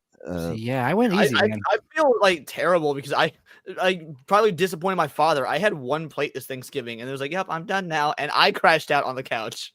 See, that's what I'm saying. I don't even go that crazy anymore. I just made the turkey. I took the breast off for sandwiches and put those in the fridge, and then I took the rest of the meat, took it up, chopped it up, mixed it with a bunch of cheese, made a bunch of enchiladas. I used the turkey gravy. I made turkey gravy and then added enchilada sauce to that. And You guys are making me feel sad. they were really fucking good. And yeah, like I said, I made one dish. I made a big casserole enchilada, and yeah, made some rice and beans, and that's it. That was good. You're making me all sad. Sorry. Why? You're Why are you making me sad? sad. What is I nothing had to to be sell sad my about? I got no Thanksgiving this year. It made me sad. Oh, but I literally, I was getting ready to walk out the door for Thanksgiving this year, and I suddenly looked at so I recently discovered I have a soy allergy, and that's the reason I'm like sick all the time and had massive migraines. Damn. And so I haven't had, other than a couple of accidental dietary mishaps, I haven't had a migraine. I've had migraines like multiple times a week since I was in middle school. Haven't had a single one since we discovered the soy issue, except for a couple of oopsies. So we're literally getting ready to leave the house, and I all of a sudden looked at my husband and I was like, "Your mother puts butter in everything, and she doesn't use butter; she uses margarine." Margarine. And he went, "Oh crap!" Whoops. And I said, and she's going to put American cheese on top of the salad, so I can't even have salad. Well, and he's like, "What are we going to do?" And I said, "I'm going to stay home." So like literally 15 minutes before we were supposed to leave, I just was like, "Sorry, I'm not feeling good. I'm not coming." Damn. And when in all reality, you were feeling just fine, but you wouldn't be feeling good. So it's not even a lie. You were preemptively honest. Yes. Actually, by that, I just instantaneously was so bummed out. I was like, "I'm going to be terrible company now anyways." Well, that's pretty cool that you figured out what was causing that, and that's actually awesome. Oh yeah, honestly, I physically, I feel so much better since I discovered that, but oh, it was such a bummer. I was like, "Oh." Wow. But Bryce, you have I anything do good for appreciate it. Thanksgiving? Huh? Not really, actually. I had Is it some because chicken. being a stuffed animal, you do not actually need sustenance? No, I actually was supposed to go out of town, but I kind of caught a cold, and a few other things happened, so I laid low this holiday season. Why didn't you release it? Why didn't I release what? Well, if you caught the cold, why didn't you release it? Shut up! Oh my God. Yeah, I'm still kind of recovering from it, but I'm in a glass case of emotion.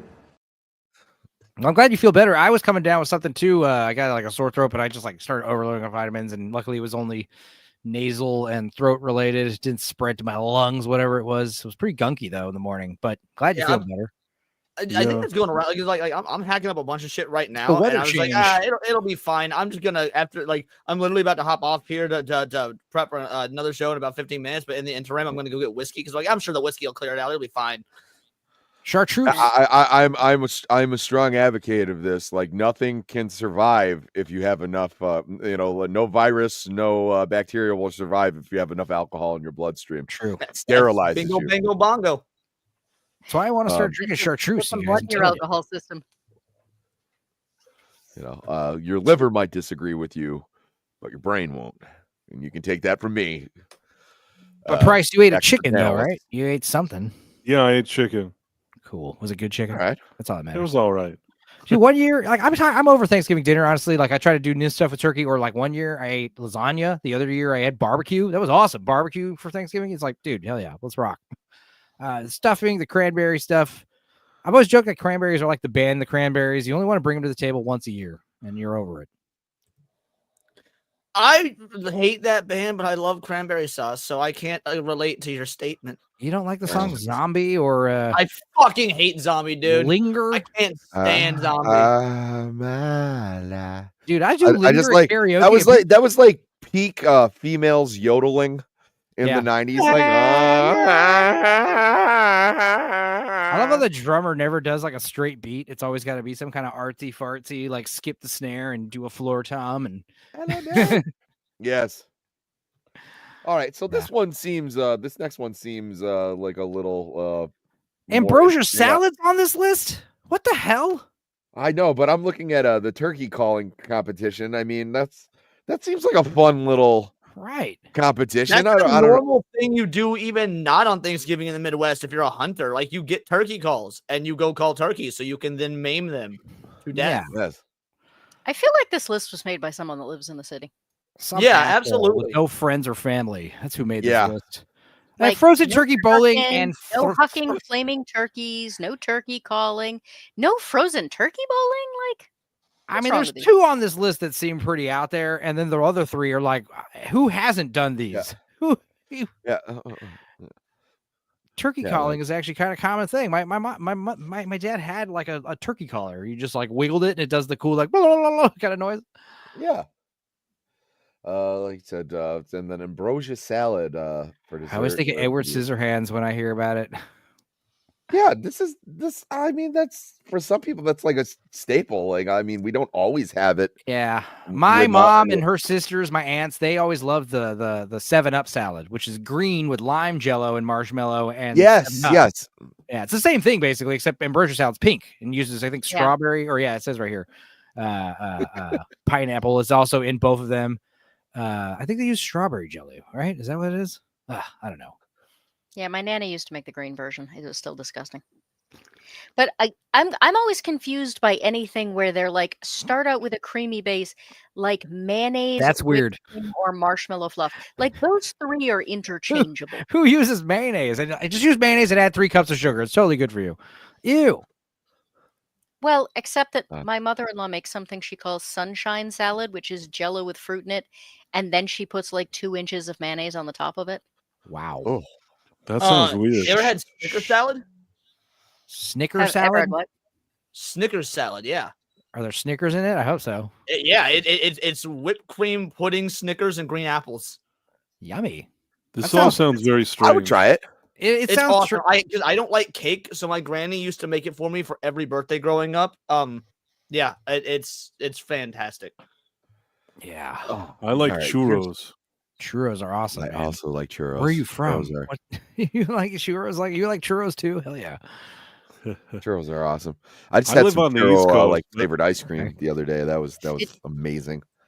Did See. anybody else have like weird family gross things that got like stuck in their Thanksgiving that other people think are strange? It was more like, like my mom's an awesome cook. My aunt Helen's a pretty good cook. My aunt, but like when some of the other aunts, like it wasn't like they made weird stuff. It's like you say they just made their green casserole wasn't as good as like Darla's.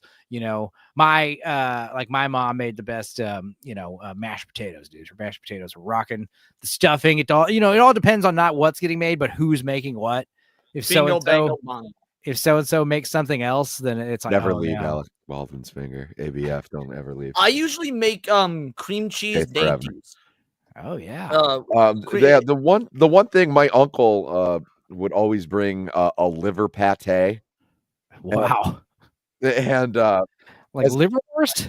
Isn't that cat food? Like I unapologetically love it because I like liverwurst, I had but no like, hangups about eating. it because like I didn't know what it was. Yeah. But dude, liverwurst on some crackers, like, yeah, it's good. Yeah. But wow. Yeah, here's a funny story. My cousin, you guys know Thunder Queef. He's done his fair share of nitrous oxide at parties and stuff. He knows what those crackers they're called, the nitrous siphons that you use to put whipped cream in, and you put all kinds of stuff in it, mashed potatoes, whatever. But whipped cream, put it in there. You put the cream in there. You put the lid on. You put one of those nitrous charges on, and whipped cream comes out. A lot of people inhale the nitrous and get high off of it. My cousin one time brought a dessert over, him and his wife, and they brought handmade whipped cream, and they'd hand whipped it, and they whipped it up to the consistency of like cottage cheese. They basically got pretty close and quit. It was like chunky, and it was kind of weird. And we were like, "What's going on with the whipped cream?" He's like, man, we whipped it for like 15 minutes. Got so tired, we just kind of gave up. And I was like, "You have one of those siphons, right? You have a cracker?" And he's like, "Yeah." And I was like, "You know what they're for, right?" He had no idea. And he's like, "Oh, that's why there's pictures of like desserts and whipped cream on the boxes of Whippets. I get it." And I was like, "You idiot. What the fuck? How long have you had one of those? Like, you've been doing Whippets for 20 years and you never knew that they're made for whipped cream?" Oh my God. Yeah. My Nana used to make what she called tomato aspic, which was like one of those Jell-O things, except that it was made with V8, like that was turned into Jell-O. Cool. And then with chopped up celery, I think, in it. So it's like a gazpacho you can chew. And then it was made in one of those things. It was made in one of those things that you'd flip it upside down and there'd be a hollow in the middle. Yeah. And then she would put cottage cheese in the middle. The bundt cake kind of hole. Dude, yeah, you've got an edible Bloody Mary. That's pretty badass, actually. Yeah. I mean, if there'd been booze, then yes, it might have been. That's what I'm saying. If you add vodka to that, you've got an edible Bloody Mary. Yeah. It's pretty cool. Yeah. I don't think it would have solidified if you'd added. Big Ship and Barbara Lawrence knows what aspic is. Yeah. Sounded pretty good, honestly. It sounds different, obviously. Cool. Yeah. An aspic sounds like something that a fat person needs to use to clean themselves. Dude, I heard a story that a guy sponge on a stick. There was a guy that was a therapist a physician, and he had this morbidly obese man that he was one of his patients, and he asked him how did he clean himself, and he said he had a gym membership at Gold's Gym, and then once a week he would go to the jacuzzi and use the jets to clean his ass crack. Oh. And then the physician had to get online and be like, "Attention, members of Gold's Gym. I just had an anonymous patient declare what he uses to clean his ass. Do not go in the hot tubs at Gold's Gym. I repeat, don't go into any public hot tubs at a gym, apparently, is what I've learned from that story. Ever. You never know. You'd have to ask, hey, is there a fat guy that goes in the hot tub today? Did a fat guy go to the hot tub today? No. I've never appreciated like public hot tubs. Although I do like to make the bubbles. I'm gonna go to the gym and use the hot tub. No. No, yeah, that's just people soup at that point. That's disgusting. Leon found a very interesting story where we're gonna jump right ahead to that. That's probably the last one I can do, and then that's but I thought I won't lie, I only read the headline, so I don't know how interesting it is, but I thought we could go through it together as friends and family. That sounds great. After that, there's one I want to share after this one. Sounds great. A man hid 5 treasure chests worth more than $2 million across the United States. Here's how to find them. So, $500,000 so you can travel a lot. Yeah. So, what does it take to channel the spirit of Jacques Cousteau in search for secret treasure?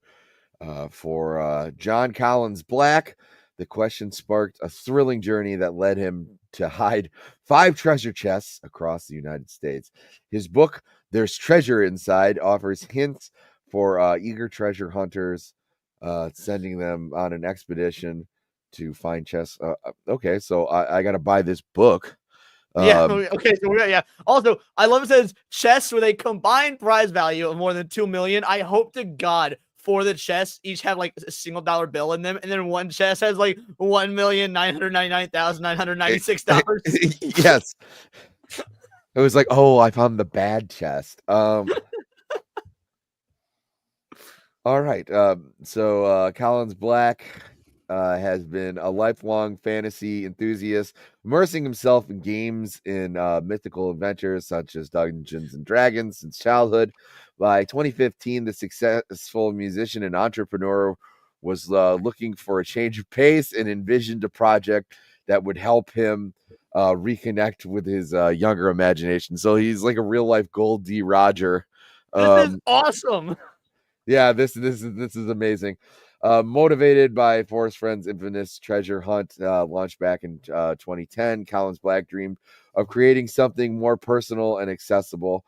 Instead of Fenn's single chest hidden in the Rocky Mountains, Collins Black envisioned multiple troves, allowing every person across the country the opportunity to be closer to the proximity of one of the chests. I wanted to have chests spread out to give people an optimistic, adventurous possibility, he said. With a creative background in writing, from poetry to children's books, publishing, Collins Black's combined his skills to produce There's Treasure Inside, aim to entertain those who do not plan to look for the treasure. If you buy the book, why would you not plan on looking for the treasure? Yeah, right. I hope he just like hid one. Like, okay, I need to go where nobody will go. I need to go somewhere empty. What Marvel movie is showing that I can put this in the theater of? Like, yeah, exactly. I know a ridiculous number of people that buy, Warhammer minis and game books that they will never actually use. So that's true. But I was gonna say, if you're buying this book and not planning on looking for, those are the people who like buy Playboy for the articles, right? They don't exist. I love the idea of like someone buys this book, but they buy it on Amazon, so it gets delivered to them, and they open the book. Oh fuck! I have to go outside. Like, yeah, I can't get it delivered. I mean, and let's face it, that's an interesting thing. He might actually make more on book sales than you know what I mean. So maybe he's not taking that big. That's probably the whole point of this whole business venture. I imagine some young 15-year-old kid like, well, you gotta spend money to make money. Like, yeah, but I mean, he appears to be like a smart, well collected guy. But it is 30. It's almost there. It's 28 past the hour. So let's real quick. Before that, I'm going to go ahead and bounce out so I can make my gas station run. Anything you would like to plug, my friend? Sort of. Countercast is gonna be a little bit different tomorrow. It's gonna be a solo show because for one, I forgot to book guests, but also there's gonna be some massive changes coming to Countercast. So starting in the beginning of the year. But I have launched a merch store officially, so we'll talk about that tomorrow. That'll be the wet your whistle. There's my little treasure nugget drop. Did you say you were gonna rob a gas station? I mean, the prices are so low. I do feel like I'm robbing them. Yes. Oh, okay. Where else can you get potato chips and vodka for the low price of $4.99? That's true. Those are the really nice potato chips or very cheap vodka. Maybe it's both. Yeah, little column A, little column B. But Leon, we always appreciate you on the show. I will see you. I'll definitely check out and see what you have in store for Countercast, and I will definitely see you on Tuesday, my friend. Which reminds me, I'm gonna have to try and find a guest, or we could always have part 2 of QAnon with Stupenzo there. Oh my god, I feel like so soon. Okay. Well, I mean, I figure we didn't get to. There's a lot we didn't get to. That's true. We were barely brushed the we surface. still got to figure out. I kind of hope Vex is available for this week. That way we can do Adrenochrome, because following up Adrenochrome after QAnon would be fucking fantastic. Yeah. Either way, I gotta go. I love y'all. I will catch you on the flip flop. Take it easy, buddy. Leona. All right, so let's. Sammy, but do I have presentation capabilities? You do. All you have to do is hit present, because Goat. Guess what? Is it that time? It's time for weather.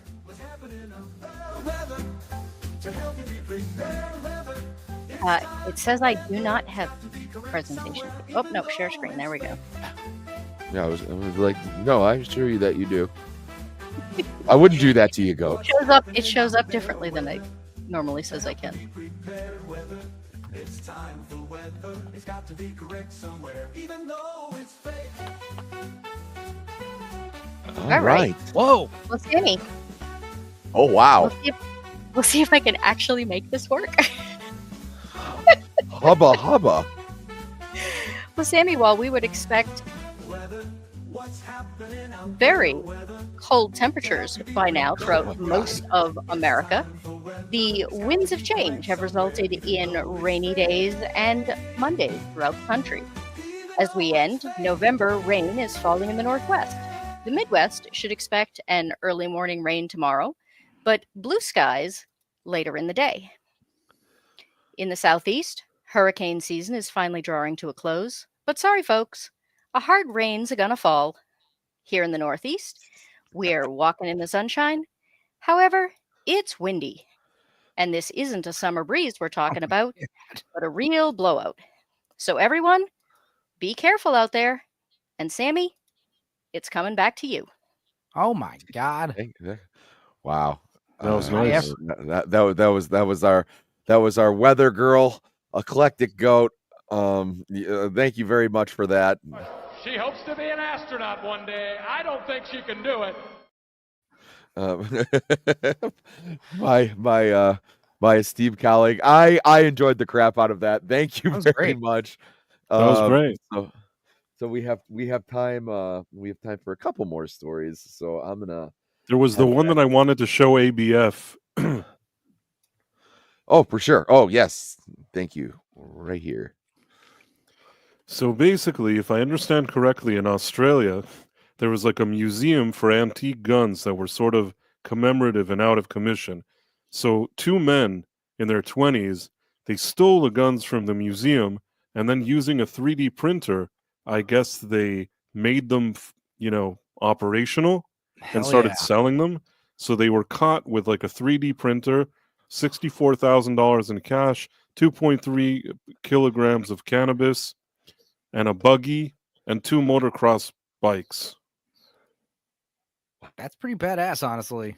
It does sound badass, and I'm just thinking to myself, what exactly do you do with the 3D printer to fix these antiques? They'd probably take out the firing pin, and you could probably replace that with a decent plastic, but I don't think they would be like usable very long. They'd probably be good that's what I was thinking to myself. These look like they're like kind of old and measly. Like, how did they with a 3D printer? Unless you can, I don't know what kind of technology we have, but if it's something like, there are plastics that are as durable, as certain types of metal, but they're like heavy duty, and this is like some Star Trek kind of stuff, where you're.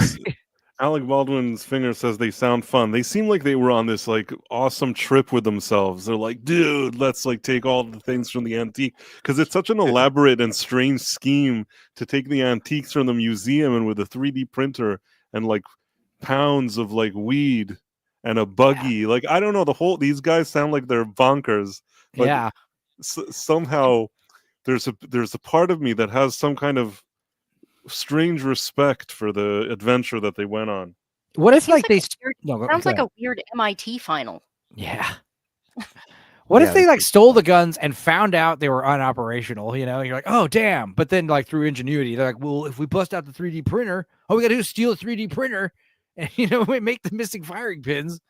It's kind of brilliant. I don't know. They must have been smarter than they seemed. Oh yeah. If they could make them operational. I always had an idea for a comedy sketch where someone's trying to mug you with like an antique gun, and the guy just, he's like, "Give me your wallet," and he's like, "Is that thing operational? Is that a musket in it? You've asked for it." Yeah, just like, I know that could still probably kill me, but I'm not intimidated. I mean, if you had a blunderbuss, I'd be, but I'm thinking about like like a pirate like hand pistol, where it's just like, is that a? If you miss once, I'm kicking your ass, dude. Like, I'm gonna take that pistol from you and beat the shit out of you. Yeah, I guess my question to ABF is: he said the firing pin would have to be metal to last, and that's what I'm thinking. But so, what could they do with the 3D printer? Like a temporary one that'll work once or twice and then stop working? Maybe it's something even stupider to make the gun operational. Like, I don't know. I mean, guns have some. Well, I think there are metal 3D printers. No, yeah, that's kind of what I'm thinking. I'm thinking there's like something that's heavy duty that's being 3D printed, because I know astronauts are talking about putting some pretty heavy duty 3D printers on space shuttles, because if you lose a part or need a new screw or many things you could use it for, like you wouldn't need to wait for someone to send you something. You would just make it. NASA would just send you the blueprint, whatever it is you needed. But I assume, because of that, there's probably all kinds of materials you can 3D print out of. But that's pretty, like I said, pretty Star Trek-y, like. All of the metal faces in Pinocchio were made on 3D printers. I'll be damned. You have to admit, Sammy, I brought some interesting stories. You said bring interesting stories that nobody's talking about. You did not disappoint, my friend, and I knew you would. That's very cool. That's really cool, actually. Yeah, I didn't know what to expect with this one, but yeah, this is interesting. I kind of want to know what the gun is on the front row on the right-hand side. That one looks cool. It looks like something that it looks sci-fi-esque almost. Right. It's like a gold-plated Luger, or I don't know. Let me see, ABF, I know you're in the chat. What do you think it is? Oh, there we go. The guy who knows everything about it is the P38. Oh yeah, it just has like a longer barrel. Yeah, I see it. It's just like something. It's pretty cool. I like the engraving too. I think they all seem to have pretty dope engravings on them. Yeah, they don't make them like they used to. This is cool stuff. Ivory handles. It's probably real ivory. Like yeah, you're right. The men were refused bail. I couldn't agree more. If I get shot, it'd be cool to be shot with a cool gun, like a really badass looking gun, Oh wait, there's more. His last words were based. They stole 27 commemorative guns from the museum, and then the weapons included one from the 1700s and a pistol gifted by the Sultan of Oman. Awesome! Wow. They were worth more than $200,000. This is just a weird. That's got to be the gold one with the ivory. I don't know. You'd be surprised, man. Could be that one with that octopus on it, that revolver with that big, what is that engraving on there? Who knows? When was the Sultan of Oman around? The gun on the top right is my favorite. It looks like RoboCop's gun. It kind of looks like a smaller, like a Auto 9 kind of. Hell yeah. That one on the top center is a very weird back. No, it's because it's pulled back probably and like unchambered. The revolver up in the top left, that's the one you want, Goat. That was like bang, bang, bang. I'm just like, yeah. I like this. I don't know. And this one too. Yeah, those are dope. Yeah, that's really cool. The story was supposed to cause me to like take this as a serious crime, but I keep just looking at them and thinking, wow, these are some cool guns. These are really cool guns. Yeah, let them go. Exactly. Well, that was the story I shared. I'll hand the thing back to you. That's sweet. This it's kind of interesting because I'm trying to figure out how I would feel if somebody like walked up and tried to like rob me with one of those. I think I'd just be like so taken with like hey, you can have the money, but can I see your gun first? Yeah. Can I hold it? I know. Dude, that's. I mean, you got me dead to rights, but it's really cool. As you're like handing the money, like, bro, that's a nice ass gun. Thanks, dude. Yeah. Is that from the Sultan of Oman? I stole it from a museum and used a 3D printer to get it working again. I'd be like, whoa, really? Awesome. Wow. Keep up the good work. When I was in college, I worked at a convenience store, and it was like out in the middle of nowhere, and it was next to a graveyard. And I worked the graveyard shift, and everyone thought I was crazy because I was like the only female that worked the night shift. But one of the other stores in the chain there's actually a whole series of them. They were robbed by a guy with a machete. Yeah. That'll do it. he would just walk up with a giant machete and like rob whoever was behind the counter. And Yeah. I was like, I don't know what I'm gonna do if some guy just walks in here at 2 a.m. in the morning with like a machete and robs me. Yeah, because if a guy like approaches you in an alley with a knife or a machete, just like immediately just turn around and sprint Correct, away. Gamma. But if you're behind a cash register, like up against the wall, I don't know, your only option is to either cooperate or pull out a gun. Or you, So we never did get robbed. or you could be because- like Judge Reinhold in Fast Times at Ridgemont High. Well, we were where all the cops like got their coffee Sand. when they were on break, so we were pretty safe. What was weird is I was walking home from work one night, and I found a machete lying on the side of the road in front of our store. That's not great. Should have grabbed it. You didn't even realize you I did. took away that dude's like only weapon. He just hides it in a field somewhere or something. All right. Well, I think we got time for one or two more stories. This one story caught first. my eye All right, yeah, for sure.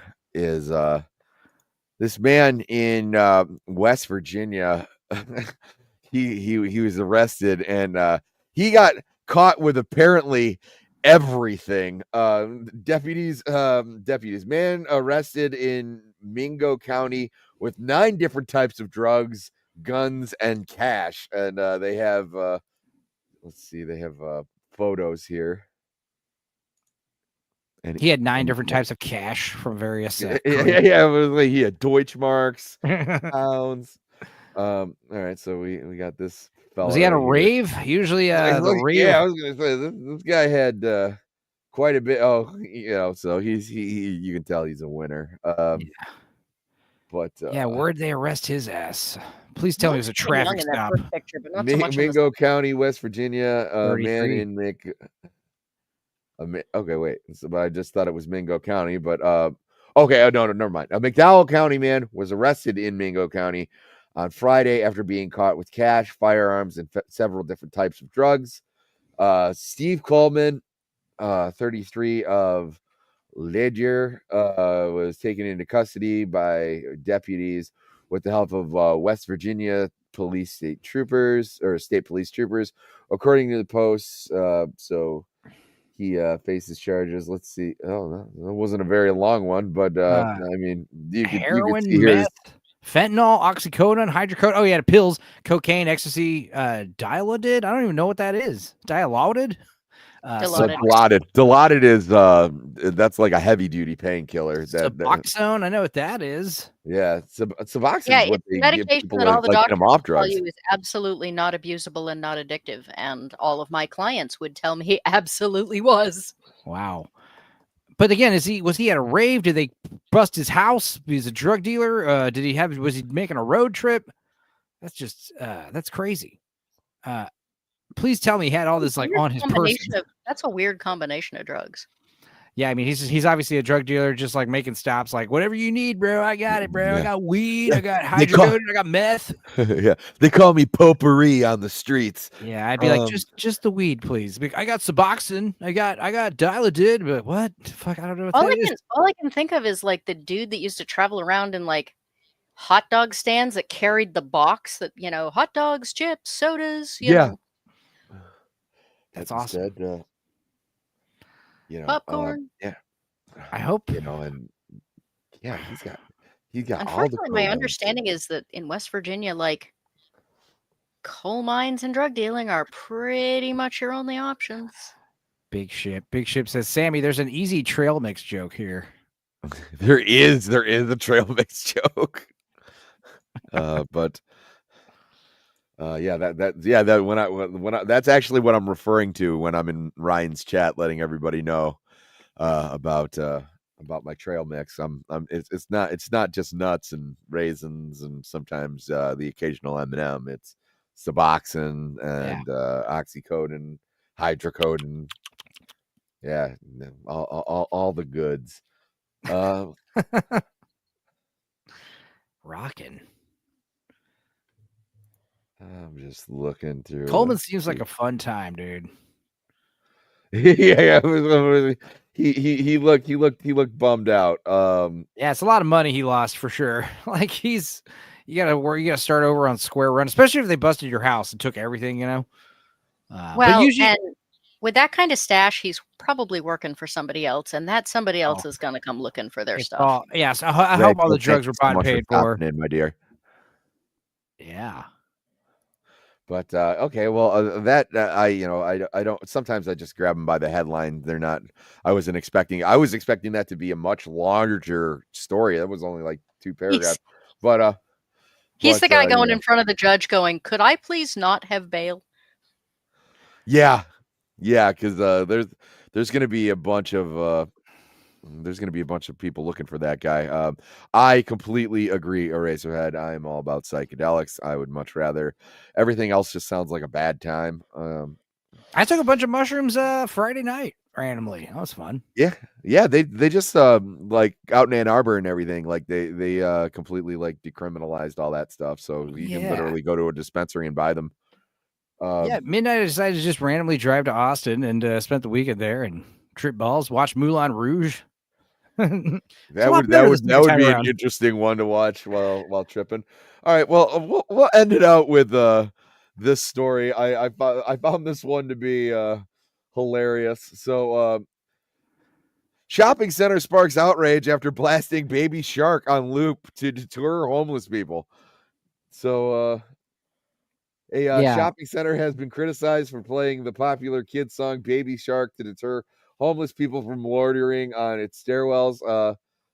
This song was played on a loop and at various speeds in emergency stairwells in some place called Complexe des Jardins, which also houses office space in downtown Montreal. Okay. That seems that's passive aggressive enough to be from our friends up north. Yeah. Out here in Texas, we just bring out the nightsticks and the tasers and be like, get the hell out the property, Yeah, exactly. Just play Christmas music. Play Mariah Carey over and over and over again, and no one will realize you're doing anything wrong. But how long would a homeless guy be willing to put up with the terrible music for a free place to live? Like probably a lot longer than you think. Yeah, I was like, depending on how cold it is outside, I'll take a whole night of Baby Shark. I don't care. I would put up with Baby Shark before I would put up with a whole night of Mariah Carey. It's a great song. Yeah. I don't know why. Well, and if it's between that or becoming a three-peat-sicle, I'm not gonna, I'm not gonna pitch too much of a fuss. It was just like, I'm one of those people too, where I was like, oh, they probably don't even know that it's playing over and over and over again. Baby Shark is that's an earworm and a half, Yeah, it is. Mariah Carey is, it's catchy. I just want you for my own, whatever. Yeah, I was just using that as a Christmas music in general example. No, the one I hate is Last Christmas by what's his name? Because the song is not a Christmas song. It's basically just about a jilted lover. George Michael? Yeah, George Michael. He's got the song Last Christmas. It's basically about, hey, I broke up with you because you're a dick, and now I have a new boyfriend. That's basically the whole. It has nothing to do with Christmas. To be fair, at the time, I think he still dated ladies, but okay, yeah, new girl, whatever, it works. But you know that he used to be he used to date women. You know that. I guess it's one of those things where you're a rock star and you've had sex with so many women at a certain point. You're like, you know what? Let's give the blokes a try. Let's just. I have a friend that told me the same theory that you just said. Somebody told me once, and I'm like, I don't know. I mean, what was wrong with all the models that liked him? Yeah, I'm a simple man. I wouldn't get tired of women, but some guys, I don't know. It's like. It's what happens when you have every need satiated. That's why you get Pizzagate and other things like that. Because chasing the thrill. It's just not good enough. First, it's like back in the 60s and 70s, we got fat-bottomed girls, which is all about I'm sick and tired of the skinny blonde women. Like I want the big fat nasty girls. Exactly. Like George Michael at a certain point was like, you know what? I bet you I'm such a sex symbol I could start seducing men, straight men even, like let's see if I can got that in me.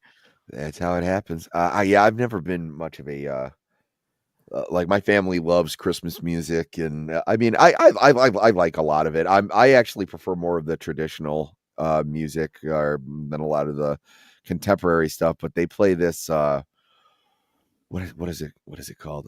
It's Dan Fogelberg's Same Old Lang Syne, and it is like the most like depressing song about like he ran into this girl that he was in a supermarket, and they drank they drank a 6-pack in their car and just caught up on memories past, and it is like the biggest fucking snooze fest of a song, and my family just loves this damn song, and they play it all the time, and was just like, can you play Christmas All Over Again by Tom Petty, or something a little bit more upbeat? And it was like, I hate that song. I if you haven't heard it, I encourage you to listen to it, because maybe you can understand my pain. But it is Feel better about your life.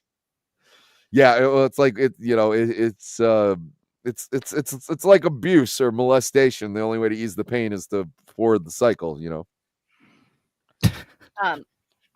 closest I will get to listening to Christmas music is that the H.P. Lovecraft Society had some professional choir set Lovecraft stories to like classic Christmas music, and they're really funny. All right, Bryce, you got any Christmas music you like? Music that I like for Christmas or in general? Yeah, just music that get you in the mood for the season. Not really, no. Yeah, I mean, I just listen to whatever I always listen to. I guess, I mean, some of those holiday songs are pretty nice. There's some classic tunes, and sometimes you have these kind of classic artists that sing them, these kind of Frank Sinatra or Elvis or whatever. So sometimes that's nice, I guess. But I don't like the Mariah Carey one that everybody likes. I think no, I don't like that one either. I think I would like it a hell of a lot more if they didn't just put it on repeat every single year. I'm also a well-known Scrooge. I was like, I hate people will be like, oh, come on, man, it's Christmas. And I'll be like, fuck you, it's December 5th. Okay. Like if I have any like sort of emotion that isn't like, bright and cheery as it goes around, I was like, I'm allowed to have a bad day in December. Okay. Like, I like Christmas Time. That's by Michael Penn and Amy Mann. It's at the end credits of Heart 8. Some other rarer ones that are pretty fun. I like it's Christmas at Ground Zero by Weird Al, and also I love that song too. That is funny. Yeah. Like I said, I like Tom Petty's Christmas All Over Again. Where's that Elton John Step Into Christmas? That's a good one. He also has like what is it? The Bearded Weirdy, or that or I can't remember what one that was called, but and then, but like I said, I do like the traditional ones like Hark the Herald and stuff like that. It's a Wonderful Life. I watch that every Christmas. It was like it's just like a libertarian's dream. It was like, you know what, the bank's not going to screw you over. This the whole town's going to chip in and save this guy.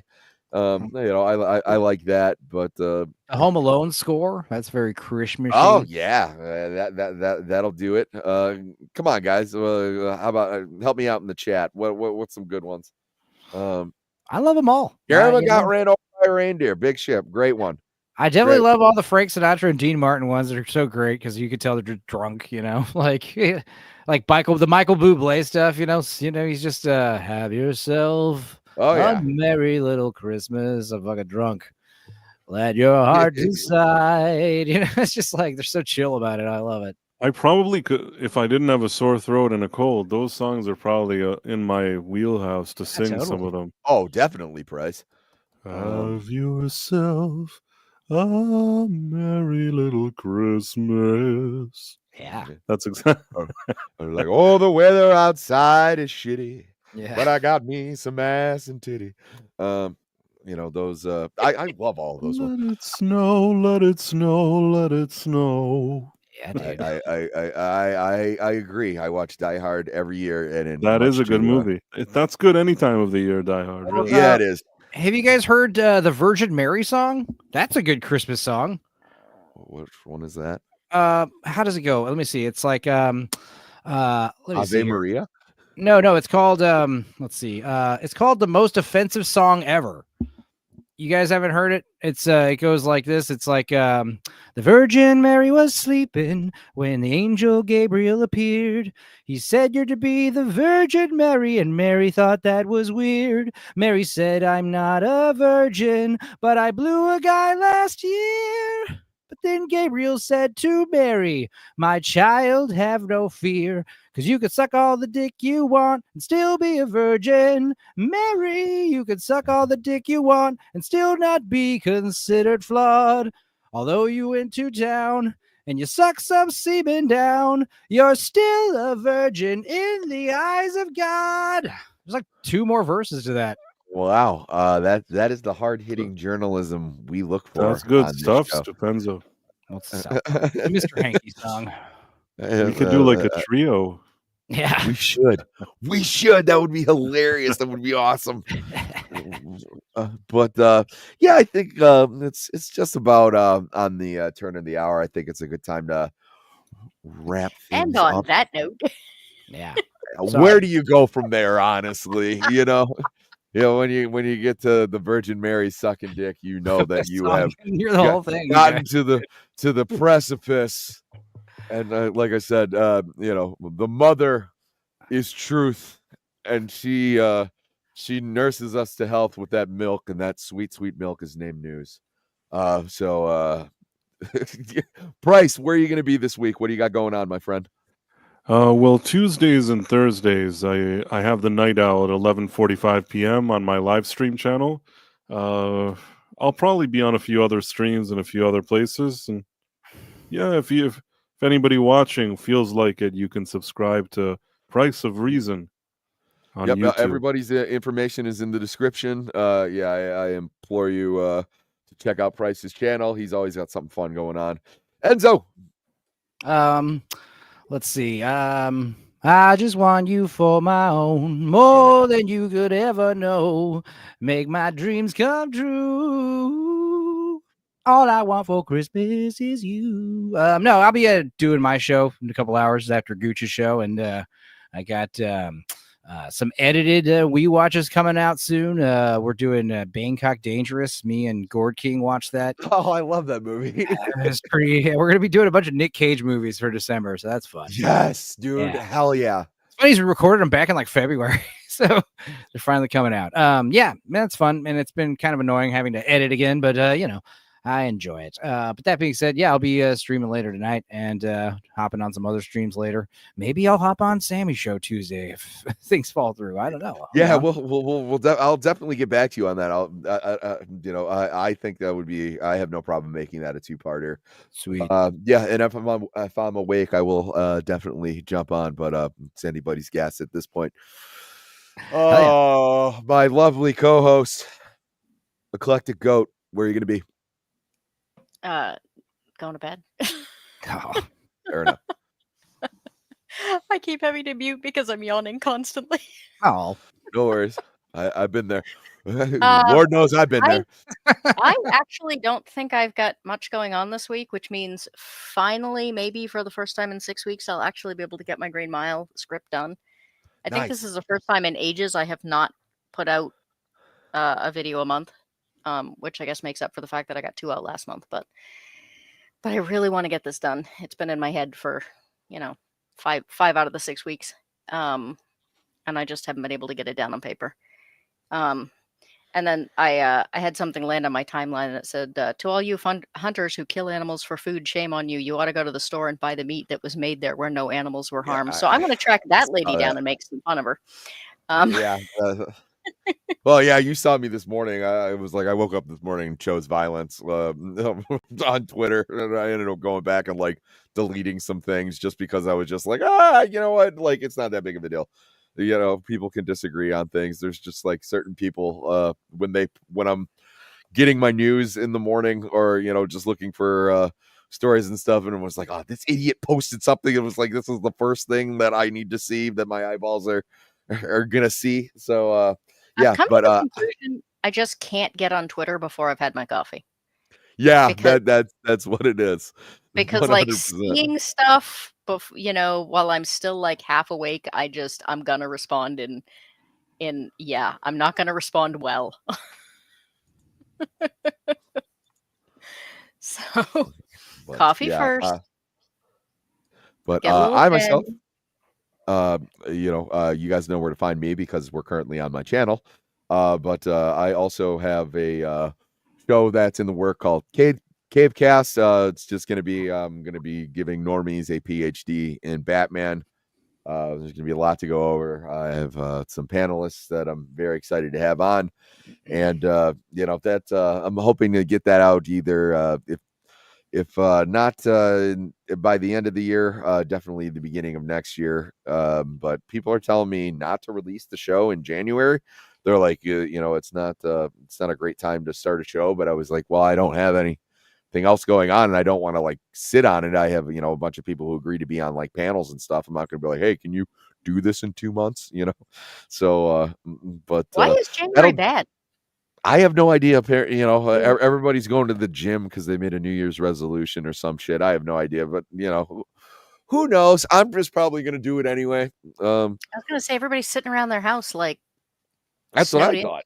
No, people try to swear off our YouTube channels as their New Year's resolution, but they can't stay away too long. Damn it! I was gonna say, but like every other New Year's resolution, it'll last a week. So Well, January is when they release all the crappy movies, usually, right?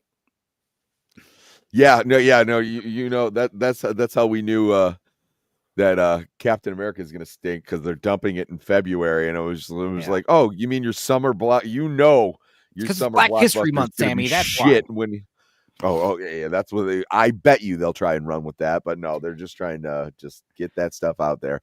But that's gonna do it for me, guys. You can get your news from anywhere, but you chose to get it from me here tonight with my friends here, and I appreciate that. Chat, thank you so much. You guys were absolutely cooking tonight, and if you're not doing anything else, please go to Diabolical Souls Late Night with the Gooch.